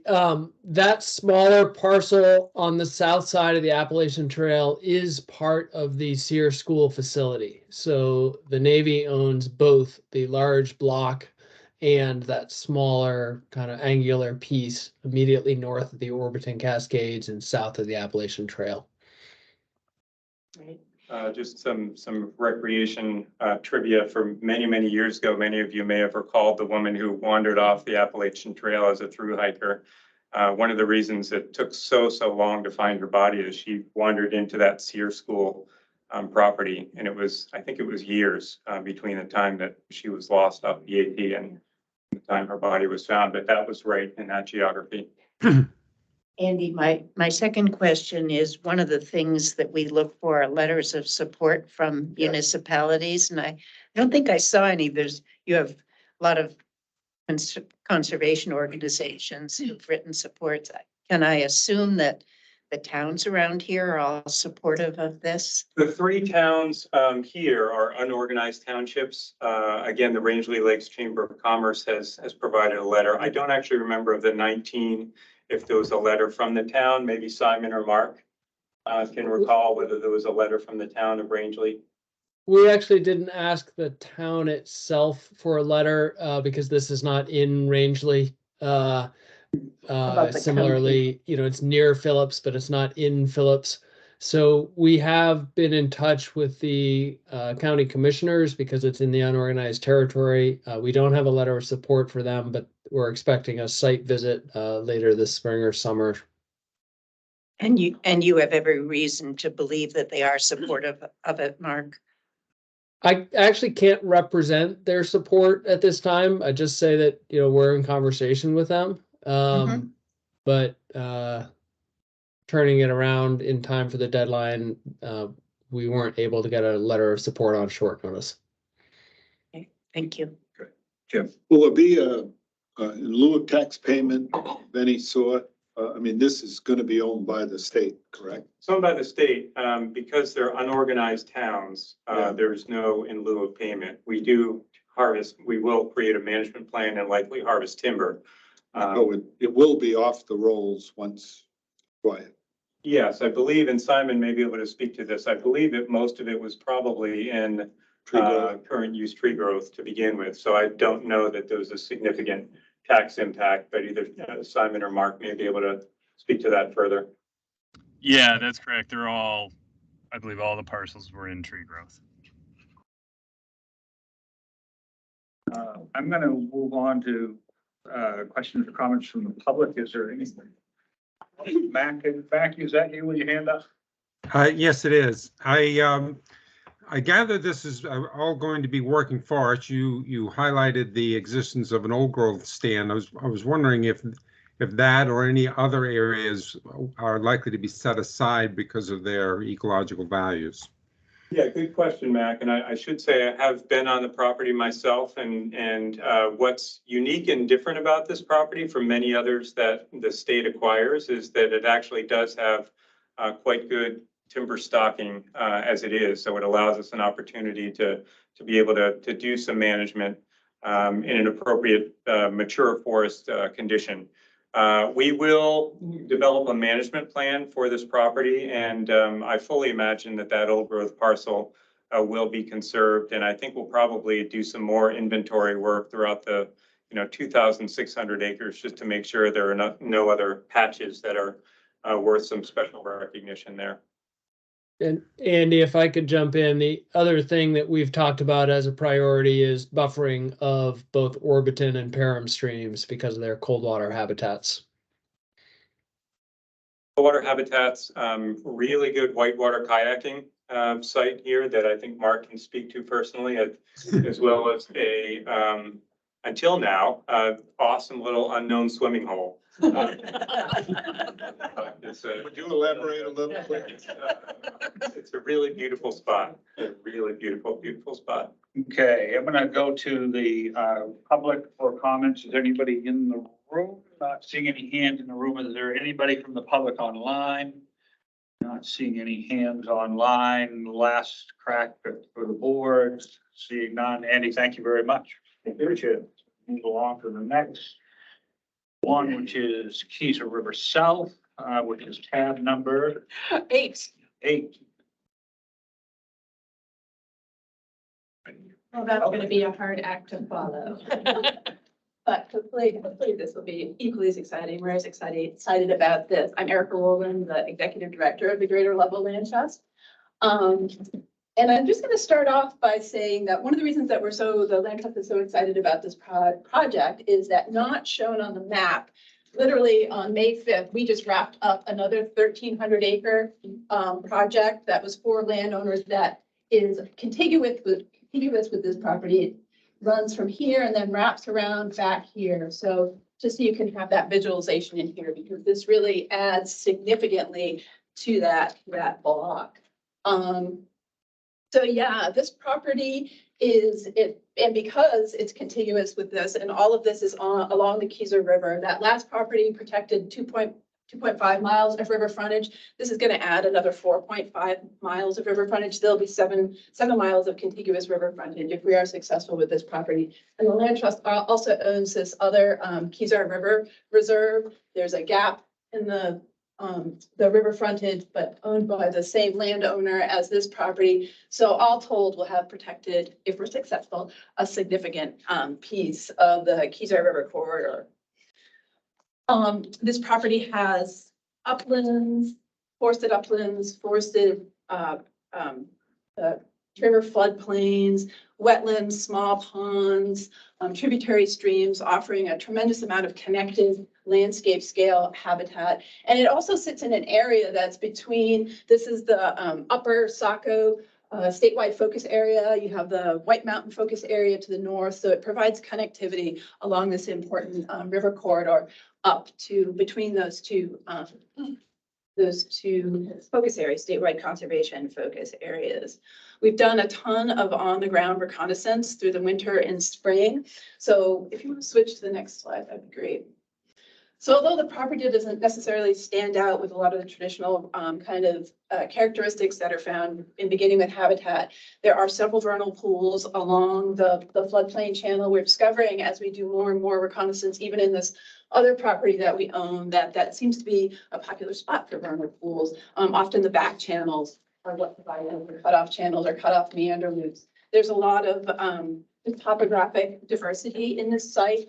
Again, not well captured in here, but maybe you can see it in the topographic maps. There are very steep bluffs that run along a lot of this channel, in large part because there's an esker that goes all the way from 5 Keys or ponds up this way, all the way down to our existing preserve. So, and the other thing we discovered as we were doing reconnaissance is this river is chock-a-block full of porous woody debris, which provides a lot of complexity and shade within the river corridor. This used to be identified as a priority wild brook trout habitat. Now it's just wild brook trout, potential wild brook trout habitat. But I do think there's a lot of potential because a lot of groundwater feed, cold groundwater feed, and because of the woody debris and the shade that's provided by the mature pines and hemlocks along the river channel. Lastly, the other important component of this, and just to make this correction, this is not part of this. The landowner decided to pull that one out, although we were hoping to get that to make it contiguous all the way to the Keys River Reserve. This will be ownership and fee. The snowmobile, there's 3 miles of snowmobile trail that connect into the local network, but also the ITS 80, I think it is, that run along this property and provide an important section of connectivity with snowmobile trail, which is also becomes part of the ATV trail system during the off season. And because both snowmobile and ATV trail clubs have part of their network on this other 1,300 acres that the Land Trust just acquired, we're already developing great working relationships. We already have them with the snowmobile club, but even more so with the ATV club.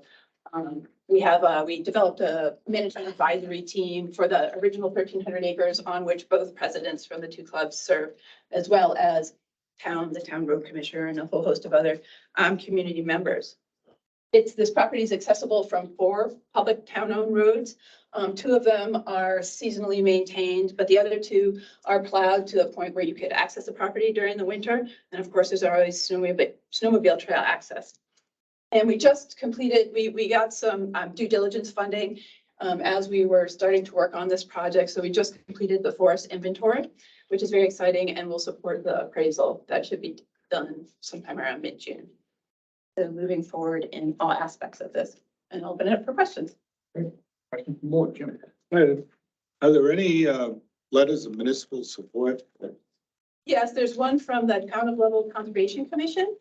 Again, because of the timing, we didn't have time to get to the select board, but we got that in lieu. The town of Sweden, because this is the Sweden level town line, their planning commission, and then their select board sent us one right after I had submitted the application. So we do have town support. Yep. Question from the board. Seeing any members or any public comments? Not seeing any in the room. Are any public comments online? See any other hands? You're getting off easy. I'll put in the plug for the previous project as a off the ground. Thank you. Okay, moving right along to tab 9. Tab 9.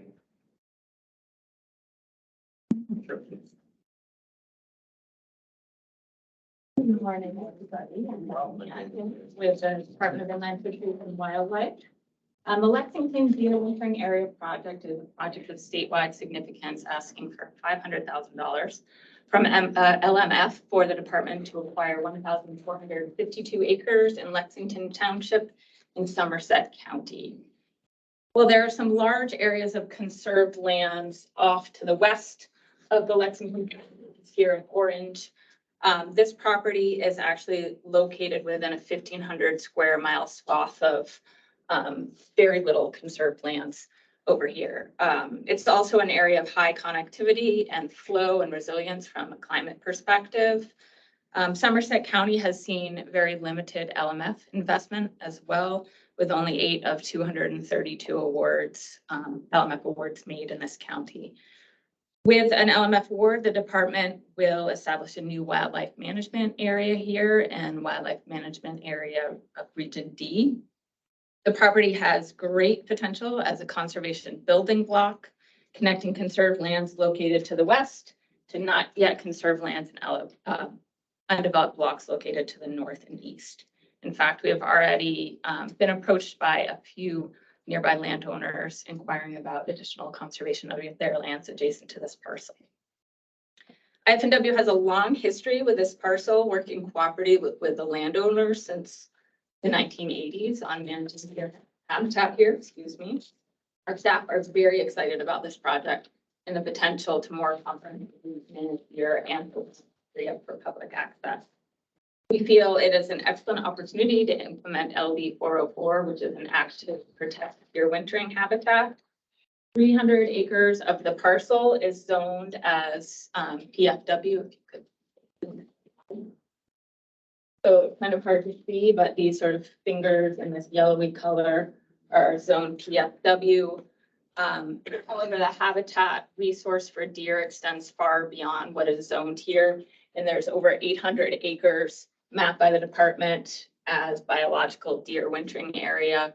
And our staff believe that the opportunity to manage for deer extends even farther beyond that on this property. In addition to deer, the property supports known occurrences of wood turtle. You see here in orange. That habitat and the occurrence of wood turtle is likely more extensive than what you see mapped here and extends onto the property even further. There are 28 acres of inland wading bird and waterfowl habitat, 83 acres of wetlands, more than 3 miles of streams, 2 of which support wild brook trout, and it's also located in an important bird area. This area of the state has properties that are being closed to the public for hunting and other recreational access.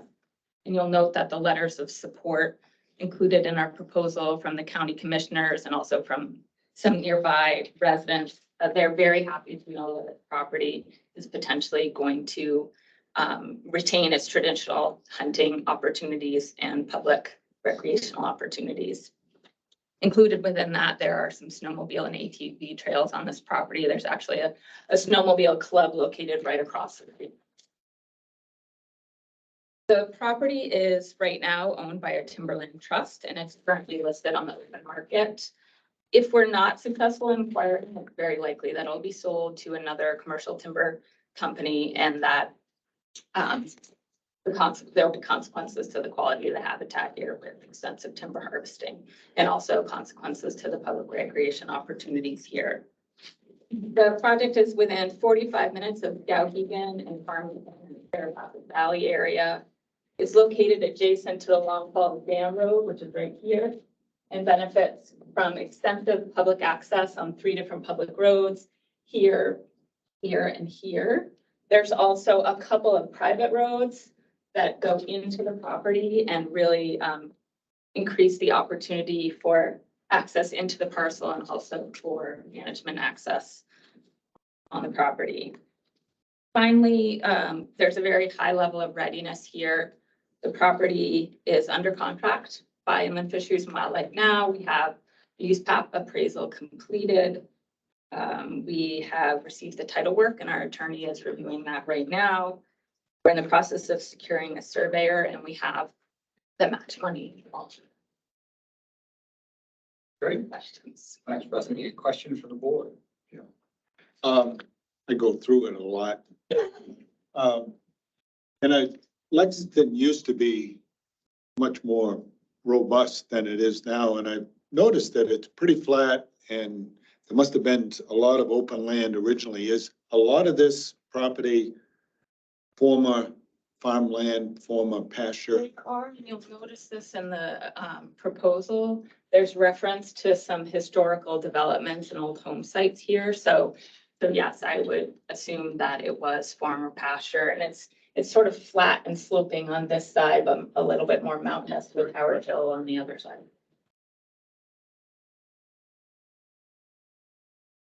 Barbara. Bethany, you referenced some of Lupke's measures that support deer yards and so forth. What's the higher level of, stewardship that you plan to give in this? Lupke's sort of a base level, and so the areas that are zoned and regulated are just these small sort of fingers of the property. And that regulation requires that if they want to harvest, when they don't harvest there, they have to work with a department on a management plan. The rest of the property is not protected at all. And so our focus would be on the entire parcel to manage the whole thing for deer. Are those pockets contour related or vegetation related? They're, these are more like riparian area related, yeah. Any other questions from the board? Any questions from the public that are here in the room? Seeing none, any questions from the public online? Last bite at the apple for the board, seeing none. Thank you, appreciate it. Okay, moving right along to Mingo Spring. 11. You. Hi,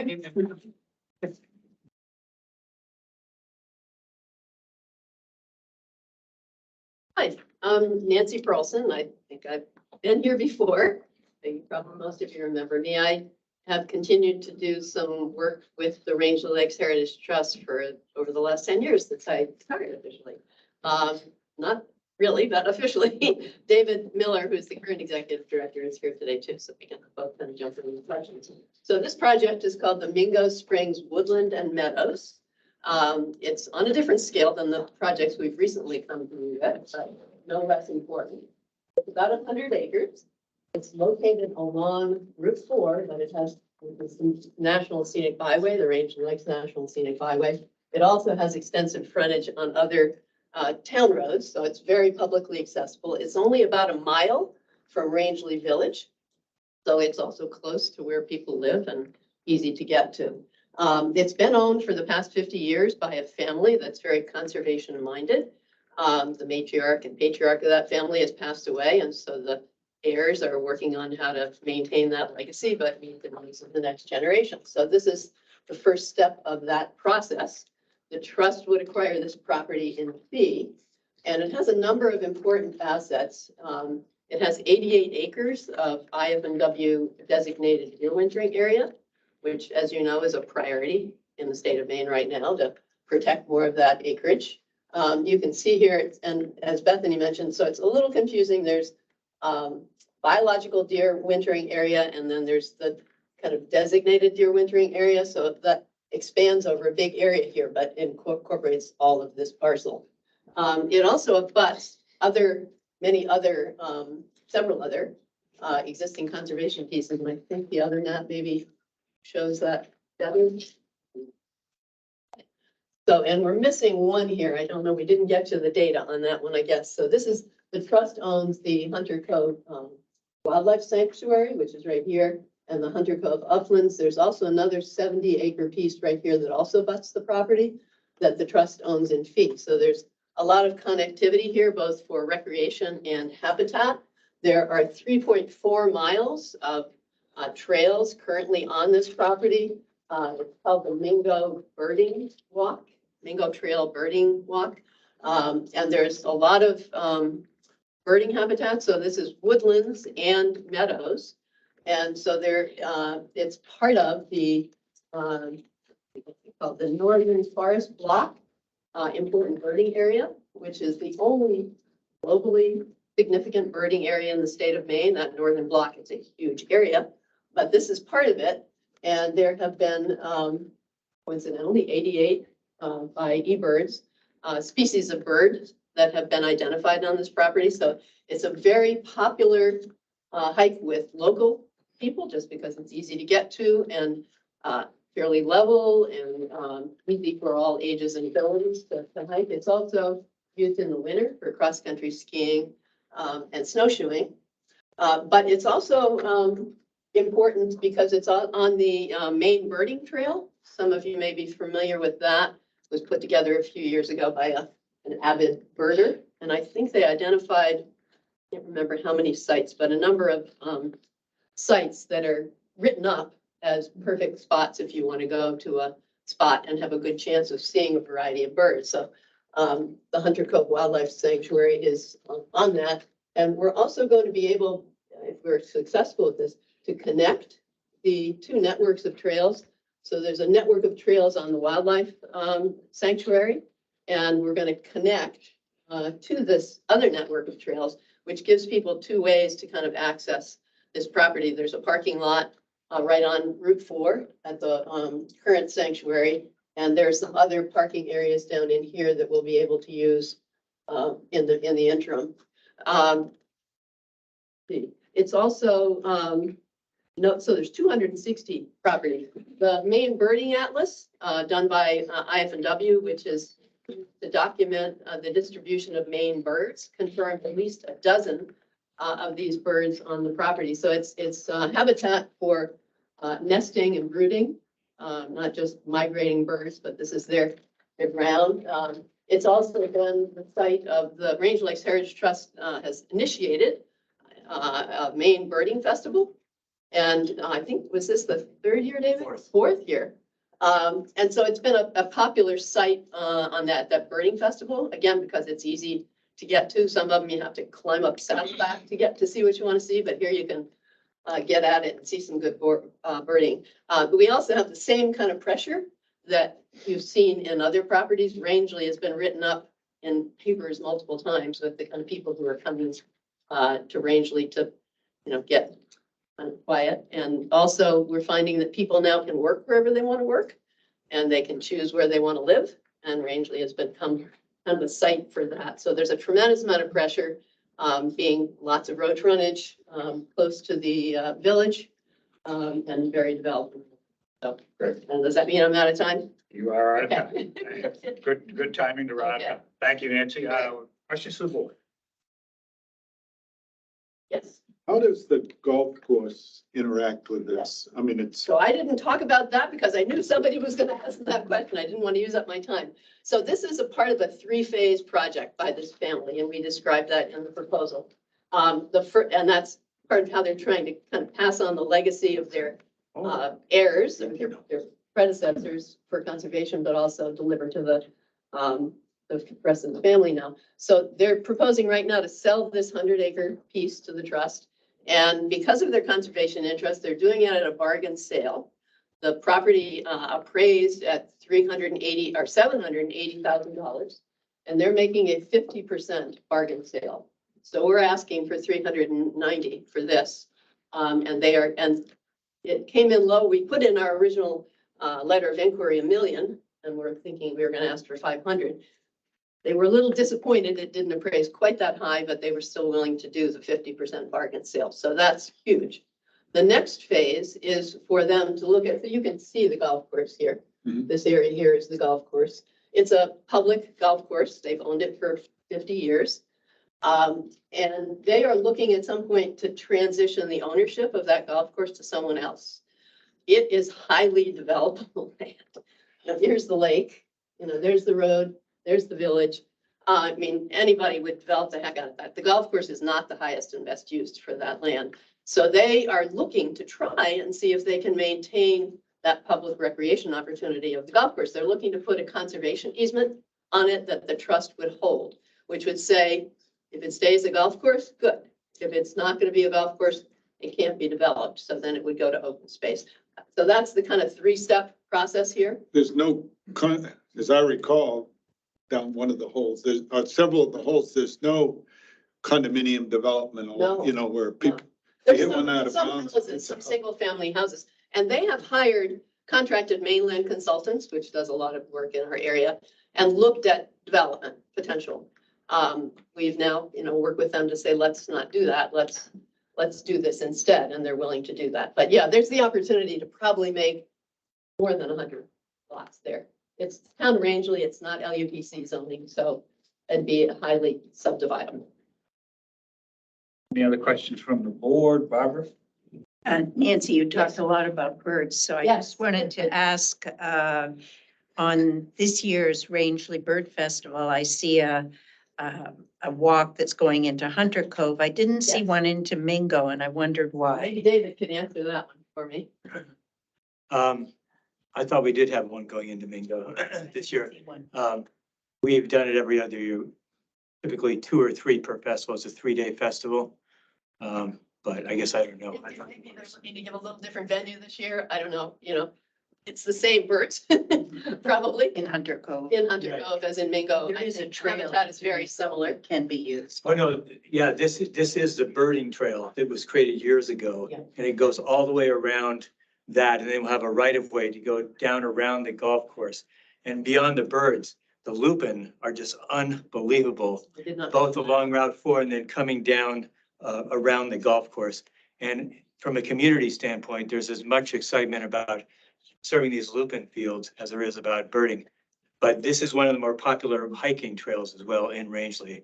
And we'll soon have a trail counter out there to document that. Yeah, I had asked about whether we had the opportunity to show the trails on these maps, and I guess the answer was you don't do that for anybody, so we can't do that. But yeah, there is quite a network of trails, and it'll be even more of a network when it connects to the Hunter Cove Sanctuary. I didn't mention the other thing, I'm gonna couple split seconds here extra out of this. So there are also woodland or fields, pastures, meadows, and they have milkweed. And so we're working to manage that for monarch butterflies as well. So there is the scenic value of the lupins and then the ecological value of the milkweed, which is in addition to the deer wintering habitat that the woodlands provide. And we do have town support for this. We do have a letter from the town of Rangeley. We've worked very actively with the town of Rangeley.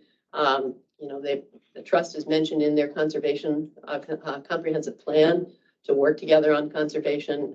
They're an active member of our Scenic Byway Council. So this is a project that's a high priority for the Scenic Byway because of the scenic nature as you go by the undeveloped land and the lupins. Great, thank you, Nancy. Any other questions from the board? Any members from the public? Seeing none, any online? Seeing no hands online. Thank you very much. Appreciate it. Will do. On to Rumford Community Forest, tab 13. 15. I don't know who's going first. Two different routes here.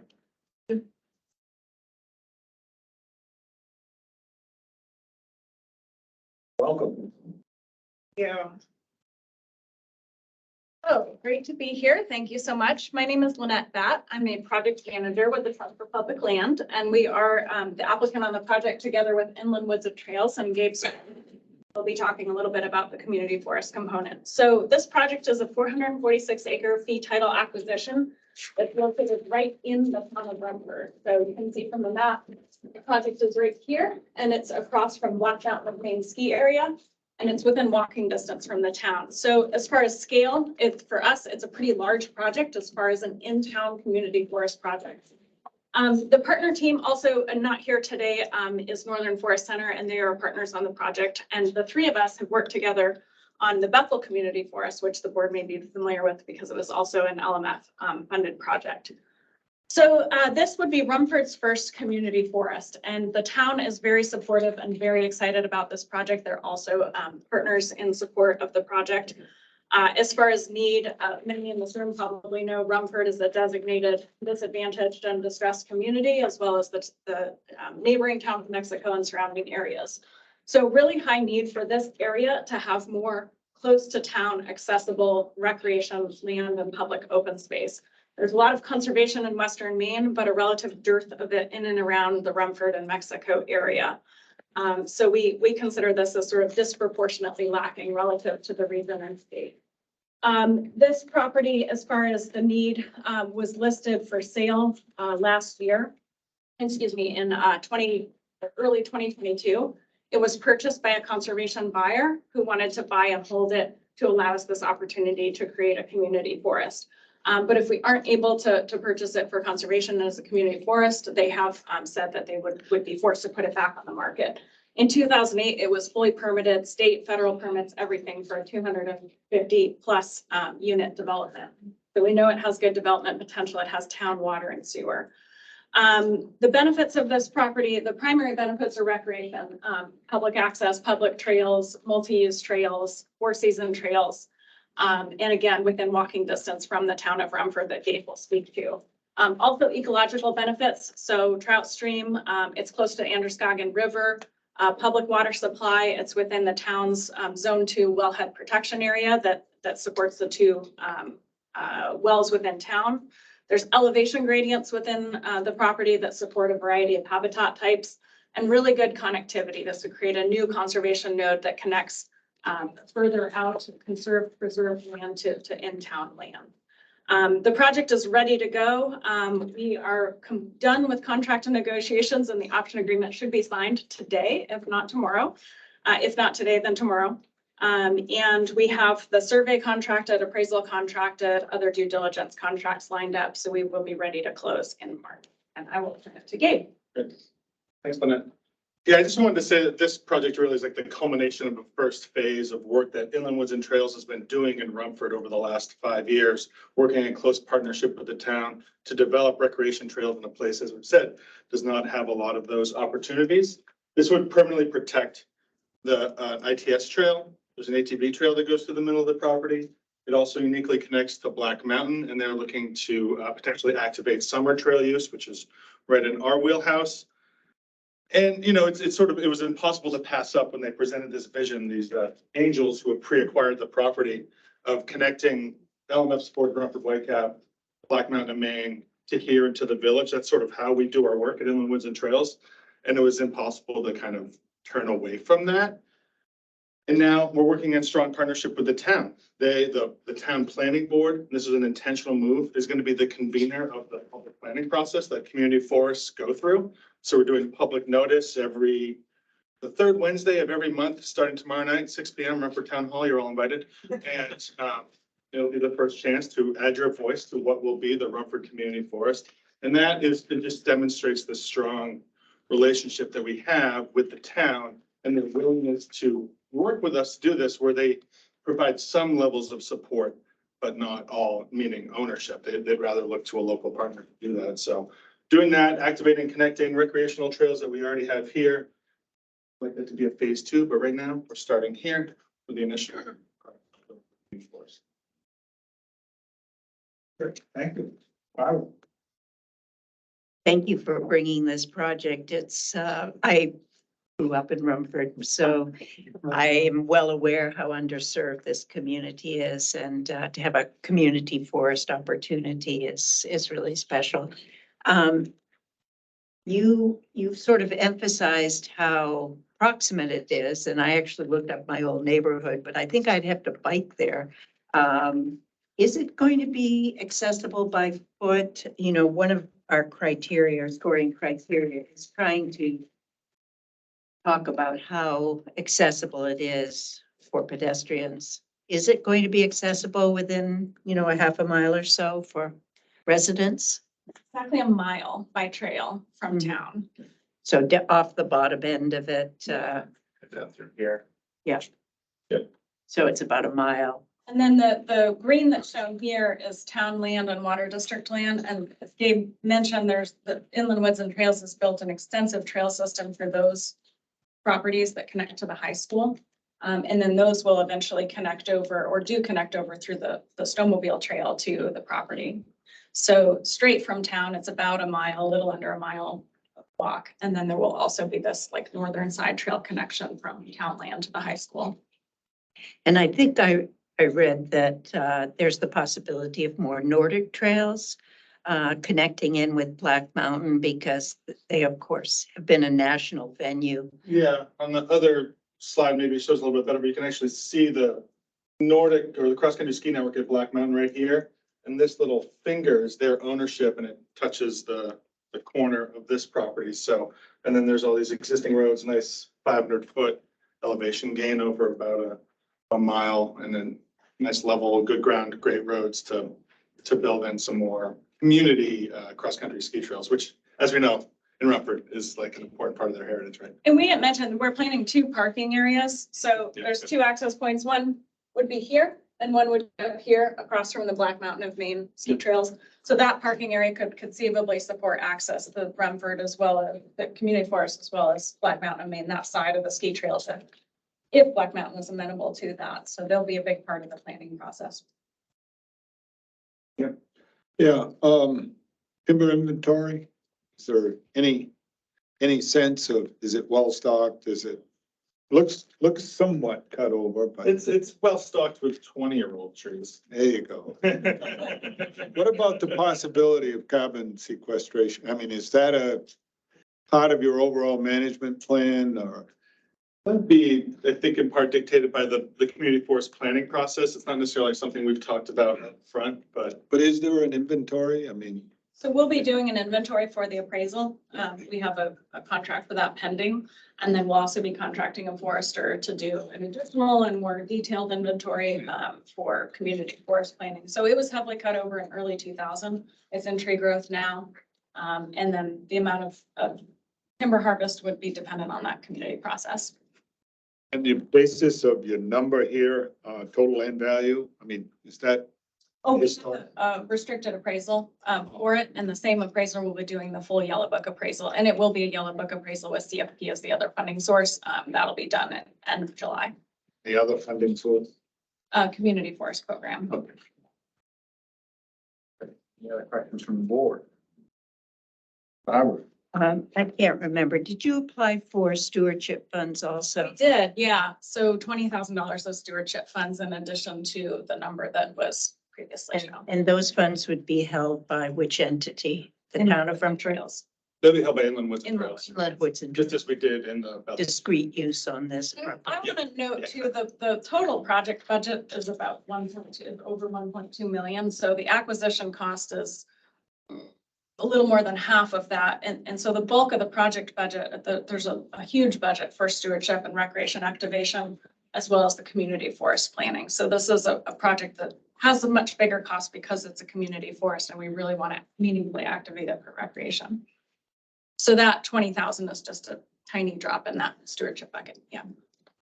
Will PPL have any deadlines in terms of transfer to this? I mean, it's 2 years. Be a direct deed to Inland Woods and Trails. We will not be entitled. Will there some sort of instrument between you two for the indebtedness? There's an MOU between our organizations, and we have we hold the contract with the landowner, but the contract allows us to direct the deed to another entity, Inland Woods and Trails. Which happens right at closing. There's not non-recourse financing. There's financing is essentially what you're doing. Or, I mean, the ultimate cost here is going to be borne by them through you, right? I mean, The monies from grants would go into escrow. I guess I'm not totally understanding the question. For the full project cost or the acquisition? acquisition. Acquisition would go into escrow. from- Yeah, we wouldn't receive the acquisitions funds. It would go into escrow and be paid direct to the seller. Any other questions from the board? Any questions from public? None in the room, any online? Not seeing any hands online. Great, thank you very much. Appreciate it. So we have gone through the second group. That leaves 3 left. Ready to charge through, or do you need a stretch? Keep going. Perfect. And we're gonna move right into group 3 and start with Branch Lake, and then we have Haystack, and then Peak Mountain. And this is tab number 4. Welcome. Matt Williams, state planner for the city of Ellsworth. I'm here with Aaron Whitman from Freshman Bakery Services. We partnered on this project. The city of Ellsworth is looking to acquire a 279.1 acre plot of land that abuts to already conserved city-owned plots of land. And as you can see on the map, the yellow spot is the 279 acres we're looking to acquire. And the northern lot right above it, and the southern lot directly below it are city-owned conservation land. You can see on the southern basin of Branch Lake, there are several other conserved pieces of land in the area. And so Branch is the drinking water supply for the city of Ellsworth, which happens to be a service center for pretty much the whole of Hancock County. So on average, we're having about 3 million people per year come through Ellsworth and rely on that drinking water supply. And so the northern part of Branch Lake is largely developed with homes, camps, And so the goal of the city and Frenchman Bay is to continue to conserve the southern basin of Branch Lake as well to protect that water supply, the intake for Branch Lake water to right here. So it's also the southern basin, so protecting that portion of the lake is of particular importance for the city. In addition, this 279 acres would help connect over a 3,100 acre route of conserved lands in this area. And that includes 1,300 acres of contiguous habitat lot. And our current city public forest is the southern lot here. And I think on the second map, it might show that's a little bit better. Okay. So off of Route 1A, which is right here, we have a public access to our existing public forest here with the parking area. And shortly, what's the parking right here? I think it's right here. And so right next to that is the boundary line between the lot we're looking to acquire and our existing land. And we have an access easement along this boundary that tucks up to our other land that we already own. So there's already an existing trail that kind of connects these two, but just the land in between is not yet acquired. There's also a deeded right of way to this lot of land here, coming off of Branch Pond Road. And it kind of circles down and then goes along right along the border within the city zone lot, and it stops maybe like halfway down. So the idea is to acquire this land to expand the existing public forest to this lot and then this northern lot, which is currently unused, but would also provide access to this code as well. And so this location is surrounded by residential subdivisions as listed in the application. If the city does not acquire it, it's likely that a developer would continue to build out summer homes and seasonal housing in this area. But that also increases its public access as roughly about 75 homes are in the area within walking distance to this plot of land. The public forest, current public forest is used year round, mostly in the summer and fall, but the city will plow out just a little parking area at the top here. So if you cross country ski or snowshoe in, you can still access the public forest. And it gets used year round by many of the residents in the city. We have municipal support. I'm here from the city. The city manager, lots of city staff are excited about this project. But we also have lots of community support from Frenchman Bay. Came to us actually with the opportunity, and Audubon Society, Green Ellsworth, who created our green plan. Pretty much everyone's on board. The council, as you saw in the application, already voted to move forward with get the funding for this project. It's a really good deal. 279 acres for less than $200,000.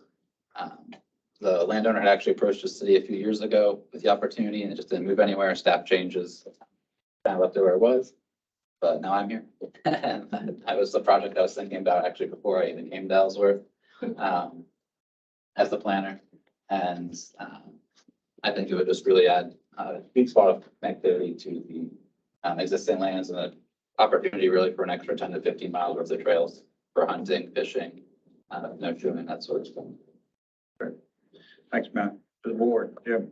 Are you actively managing those other properties for some sort of timber harvesting? No, so we do have actually a timber harvesting forest management plan for these two lots. No action has been taken on them just yet. After reviewing the plan myself, it was created about 4 years ago. I would be interested, if we acquire this lot, doing a more conservation-based plan. It was more industrial-based. The last one we did was more focused on acquiring as much profit from these two lots as we could to actually buy this lot. So no harvesting's occurred yet? No. But it was historically managed? Yeah, this lot, it was historically lumber. Hasn't been in very recent history, but in the past it was harvested for lumber. And I do believe this lot was as well, but the city zone that required. What's going on with a small trapezoid between the two? Right here? Yeah, that one. So the city does own this, and I don't believe it's in conservation easement yet, but nothing, it's just conserved land. I think he's talking about the piece between the two. But yeah, between, Forested, no, right there. The unconserved land between. between the light green. Yeah. This, I believe, is, I don't believe Pickerel Cove subdivision goes all the way down there, but I believe the road does. But it's not developed yet, to my knowledge. Is there a plan to add that to the other three? I haven't spoken to the landowner about that at this point. Any other questions for the board? Barbara? There is water access from the contiguous piece to Branch Lake. Is that correct? Yes, so there's 2 points of access. There would be water access from this lot, and then there is already existing water access from the public forest. Any formal boat launch area or? There is. There's a boat launch on the eastern side of the water, and there's a canoe drop this side. So if you wanted to, you could carry a canoe all the way through the public forest, but it's easier to put in the boat launch over here and then kayak over.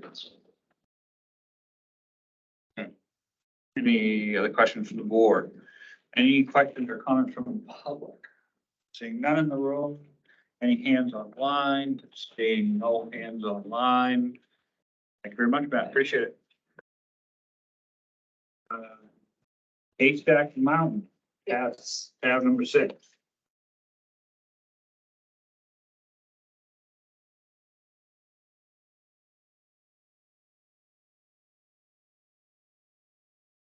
Good morning, everyone. My name is Buck O'Haron, and I'm a member of Friends of Haystack Mountain that's been working on Haystack Mountain project. It's on the Montville Liberty town line. It's in Montville, but I think most people in the area think it's in Liberty because that's where a lot of people access it from.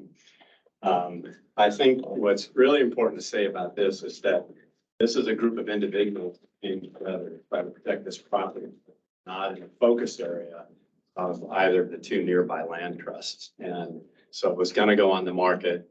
We got 6 weeks to try to come up with 20,000 for a purchase and sale agreement, raised it amongst ourselves, and then went to the community and started writing grants. And as of today, we've raised over $225,000 or about that. So it's been pretty successful. I think it's a really important property to the community. I was at a gathering in Liberty recently, and it was at funerals, but somebody asked for the janitor who had died and worked at the school for 47 years. He was like the beloved grandfather, and they had everybody in the audience raise their hands who had gone to Walker School, who knew him. Walker School is 200 yards from this property, and so the kids at the school and the teachers have used this property literally for generations. And I would say at least a third or half of the crowd raised their hands of hundreds of people that had gone to Walker School, which means every one of those people in that, that raised their hands have been up the mountain at some time or another. I know in our application, we had these support letters, and we were really surprised, how touching a lot of these were. Everybody from folks who live around this property and their relationship to it. And one of the letters was signed by like 5 or 6 from people from 3 generations of family members whose land abuts this parcel. And they allow the snowmobile trail to cross their property to access the mountain, hiking trails on. This one's just on Haystack, the property we're buying. One is on some of the private landowners' properties that abuts. The road access to Haystack, comes in from here from Haystack Mountain Road. Walker School is located right here. The trail over here starts right behind the school, swings around and goes up to the top. And it is, as I sort of indicated, is a multi-use recreational property. And it's been used by snowmobilers for generations as well. It's 57 acres. It's 32 of fields, 27 of woods, 25 of woods. It's been a commercial blueberry property for decades, owned by Allen's Blueberry Freezer Inc. They've been parting with a number of their properties farthest from their facility, their processing facility over near Ellsworth, because it's less profitable. And as some of you may know, we don't know where we're going to be with blueberries in 50 years from now in Maine. So they've been dumping these, and one property that sold about a year before this one went on the market is about a mile away, bought immediately, carved up into house lots, and those are on the market at very high prices. So that was our concern with this property as well, that it would be bought. I don't know how many house lots might have gone in, but that access to them would have been shut down for the community if we didn't want that.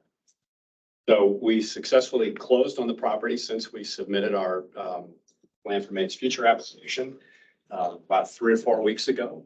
And we still have a lot of money to raise, but we're confident that we'll do that. We've also ecologically, the mean values, I've got 1 minute remaining. Maybe I'm going to stop and see if there are questions. Questions, board, Jim?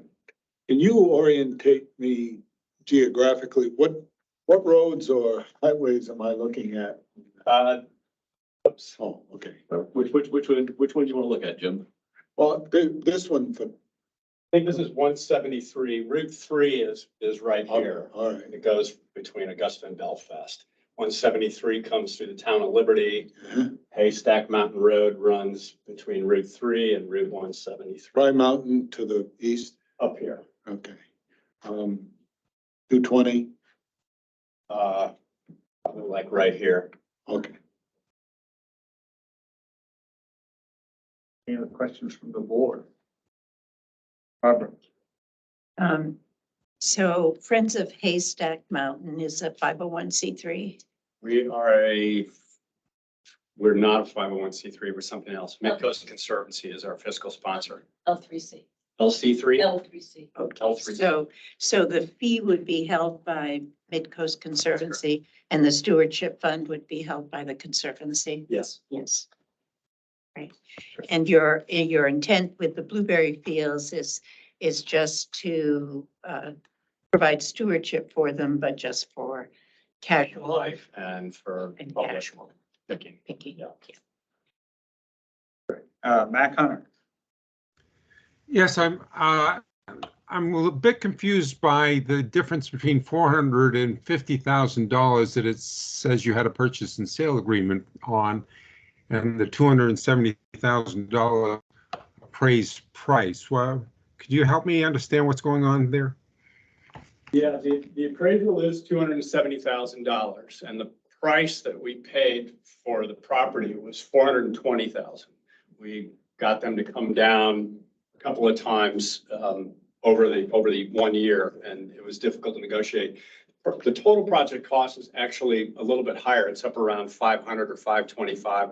We'll see what comes in. And the budget numbers are in there because my understanding is that that was what LMF was asking for and not for any other figures. Does that answer your question?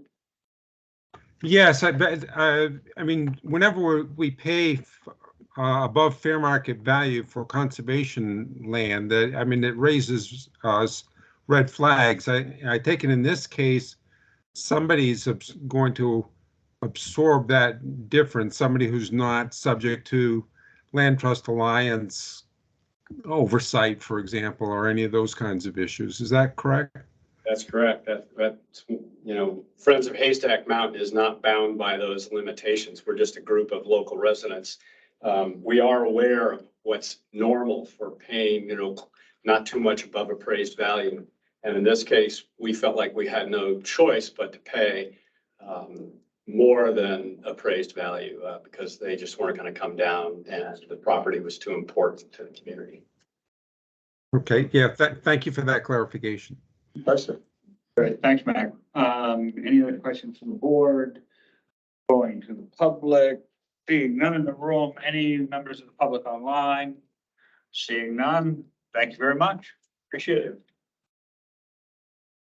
And last but not least is Peaked Mountain. At 12. 12. Yeah, Oh, 12. I thought it was like-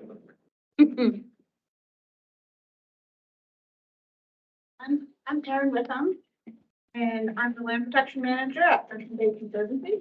And here today to talk to you about the Peaked Mountain project. So this is about a 300-acre parcel. Peaked Mountain in Clifton, Maine. It's a popular hiking destination. It has trail linkages on it that also connect to Pick Hill and Little Peaked Mountain. It's the highest summit in Clifton and one of the highest in the region, at around 1,100 feet. So we would be holding the easement at Frenchman Bay Conservancy and continue to allow public access and bring in outdoor recreation.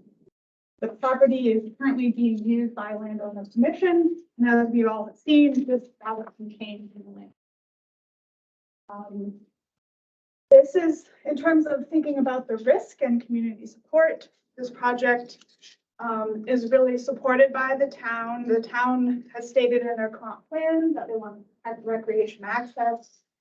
They highlight this as one of the natural assets in their community. And we were able to have letters of support from the town officials, from some of the community business owners and the local school, which really demonstrate sort of the community connection to this land. A picture of the mountain is even in the town of Clifton seal, the town seal. And then in terms of vulnerability, this is only 17 miles from Bangor. The new 395 extension that's being built will make this only a 15 or 20-minute drive from Bangor, which would really make this parcel vulnerable to future development. And there have been other similar sort of lower elevation properties to the east of this that have already been subdivided and developed. I think maybe if you go on to the next slide, I'm not sure, but there is a small portion where there's a cellular tower on the top of the mountain that would be excluded from the easement. And there is an access road that is how people also hike up to the top. And FBC would plan to recognize the service road as an existing condition within the easement and allow for the road maintenance that would support the cell tower. And then if you go back to the first slide, I wanted to just talk a little more about the kind of connectivity within this. So FBC has had a conservation focus in the West Branch Upper Union River and northern Mariahville. And then we have about 1 mile here to the east is the Amherst Mountain Community Forest. And it's part of a larger undeveloped habitat block of over 51,000 acres, including the TNC's Bradley Unit and the Suncays Meadow National Wildlife Refuge. And the summit of the mountain is only separated from this undeveloped habitat block by the Chick Hill Road, which is unpaved and only lightly used. So we think that in proximity to the other connected conserved areas, by conserving the action of conserving this parcel really could be a catalyst for continued and potential connections to the Amherst Mountain Community Forest. And FBC and Forest Society of Maine have had some informal conversations with landowners that we may be able to build upon this conservation. The community and landowners in this area are excited about this project, and so seeing it as a potential catalyst to move things along.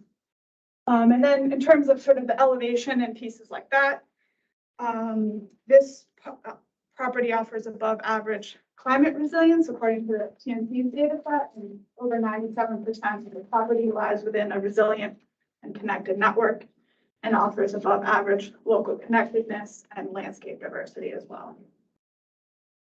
I just wanted to say a little bit again about the project readiness. We do have the appraisal contracted and scheduled for July. We have the cash on hand for matching funds, which includes a bargain sale of $50,000, commitment from the landowner. The status of the title work, it's currently underway. We're not seeing any indications of title issues, and we're expecting that to be done within a month. And we expect to be under contract very soon. Thank you. Questions from the board? Anybody else? We funded a rock climbing. That's not it to the west, is it? As I understand it, it may be, yes. But I know there is rock climbing that happens on this parcel and an adjacent parcel. It seemed like that's where that rock climbing project that we funded, some time ago. You're talking about Save Eagle Bluff, Jim? Yeah. I think it's a little bit to the southwest of this, if I'm remembering it right. I thought it was north of, Could be wrong. Route 9, that's Route 9, right? I mean, I don't mean 9. It's Old Route 9, right?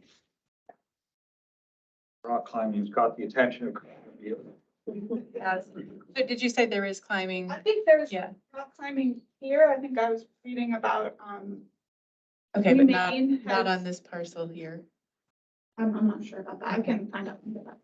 I was just wondering. If I can interject, there are 3 rock climbing areas in the town of Clifton, one of which is here. The one that LMF would have participated on was Eagle Bluff. Yeah, Eagle Bluff. I was just wondering, I didn't see it, maybe I missed it, but when it was describing like the use of this land, it talked about hiking. So I was just wondering, if there is a climbing area, will it be an allowable, continued allowable use? Good question. I can get back to you. Great, that would be good to know. Any other questions from the board? Any questions or comments from the public? Seeing none, any online? Seeing none? Thank you very much. Appreciate your presentation. Back to the board. That concludes the 13 presentations that we had today. We have scheduled another half-day meeting on the 18th, so this Thursday. Sorry, Tuesday. Before we close out for the day, is there any additional information or items to be brought to the board? You want? Copy? Yes, please, I would like your signed agreements, your copy, yes, copies of your scoring, definitely. Please make sure Jason gets those. Yes. Thank you. Question. Might be silly, but when I was looking at the scoring sheet, the underrepresented geophysical setting, item, I was trying to remember what that exactly meant. Different kinds of soils, rocks, calcareous, there's different kinds of those settings. Just to work different kinds of habitat. And I got to say calcareous.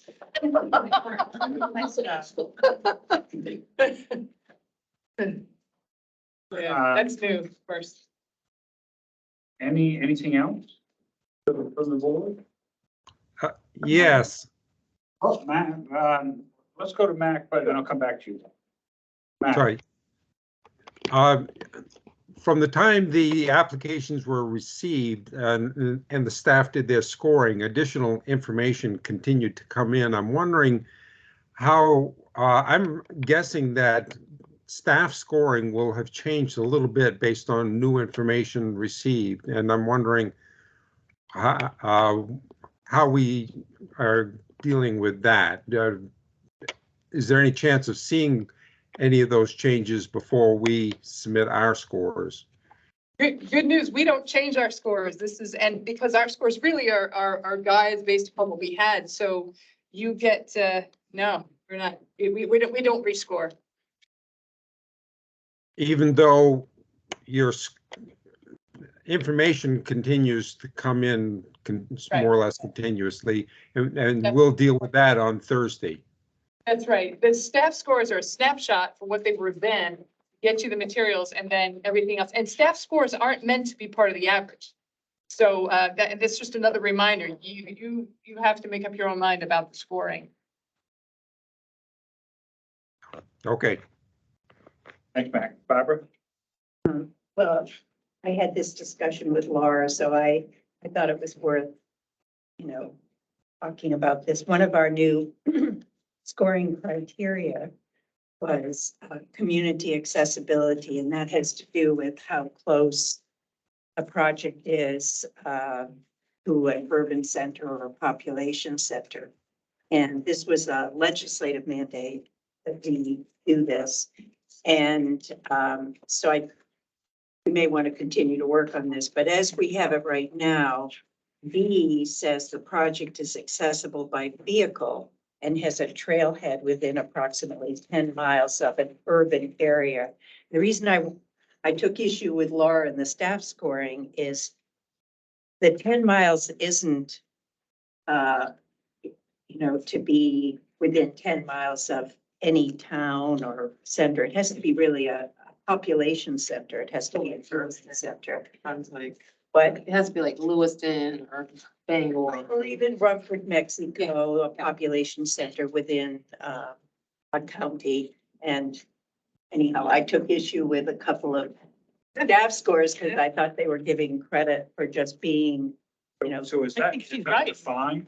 what? Is that defined within a statute? If it's a legislative change? Right, what it says in the statute is it was encouraging us to, or not encouraging, mandating that we look more at projects that were within reach of large groups of main citizens. So, Barbara, was that for all projects or for the smaller community?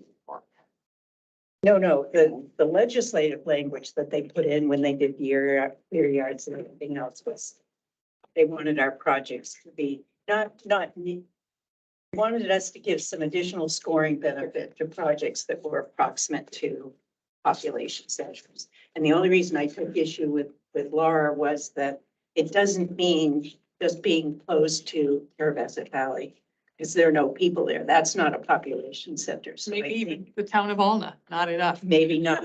So it is, I just think that particular score and as it stands now, we can only give a 10, and then it drops right down to a 5. I sound like Mac because he likes more gradation, but you look at a town like, or the project like Rumford, and they're within a mile, and their high school is within a mile, and you can walk, but they're not within a half mile. So we're very specific. So they dropped down to a 5, for example, unfortunately. So, but then other projects may not get anything there because they're in more rural areas. The legislature was concerned about us looking at projects that were proximate to people, large groups of people. So we disregard entirely staff scores on that thing. That's what it is. Okay. Okay,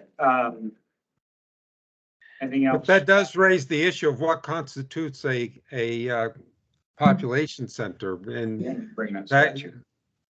that could vary depending on the We state. may need to work on the language a little bit more, Mac, for Yeah. our next round. Yeah, I think for the purposes of this conversation that we'll have on Thursday, I've asked Laura to bring the statute. I think we should just have an agreement on how we all are interpreting what that statute is before we go in and start I think it's an agreeing important on the issue. score. Yes. So, Also, one of the reasons why we have so many factors so that one element doesn't dictate the outcome. correct. Yep, okay. All right, anything else on the new business? Seeing none, we will see you right back here on Thursday. Motion to adjourn. Need a motion to adjourn? Got it. Roger, Seth, and Judy, so thank you very much. And we will same time, same channel on Thursday. We're gonna be all present too. I think we're definitely will be here with it. Mac and Catherine will be here Thursday. Yeah, Excellent. hot Perfect. dog. Okay.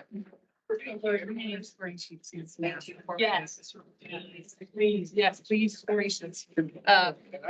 Jason, can I talk to you about my story?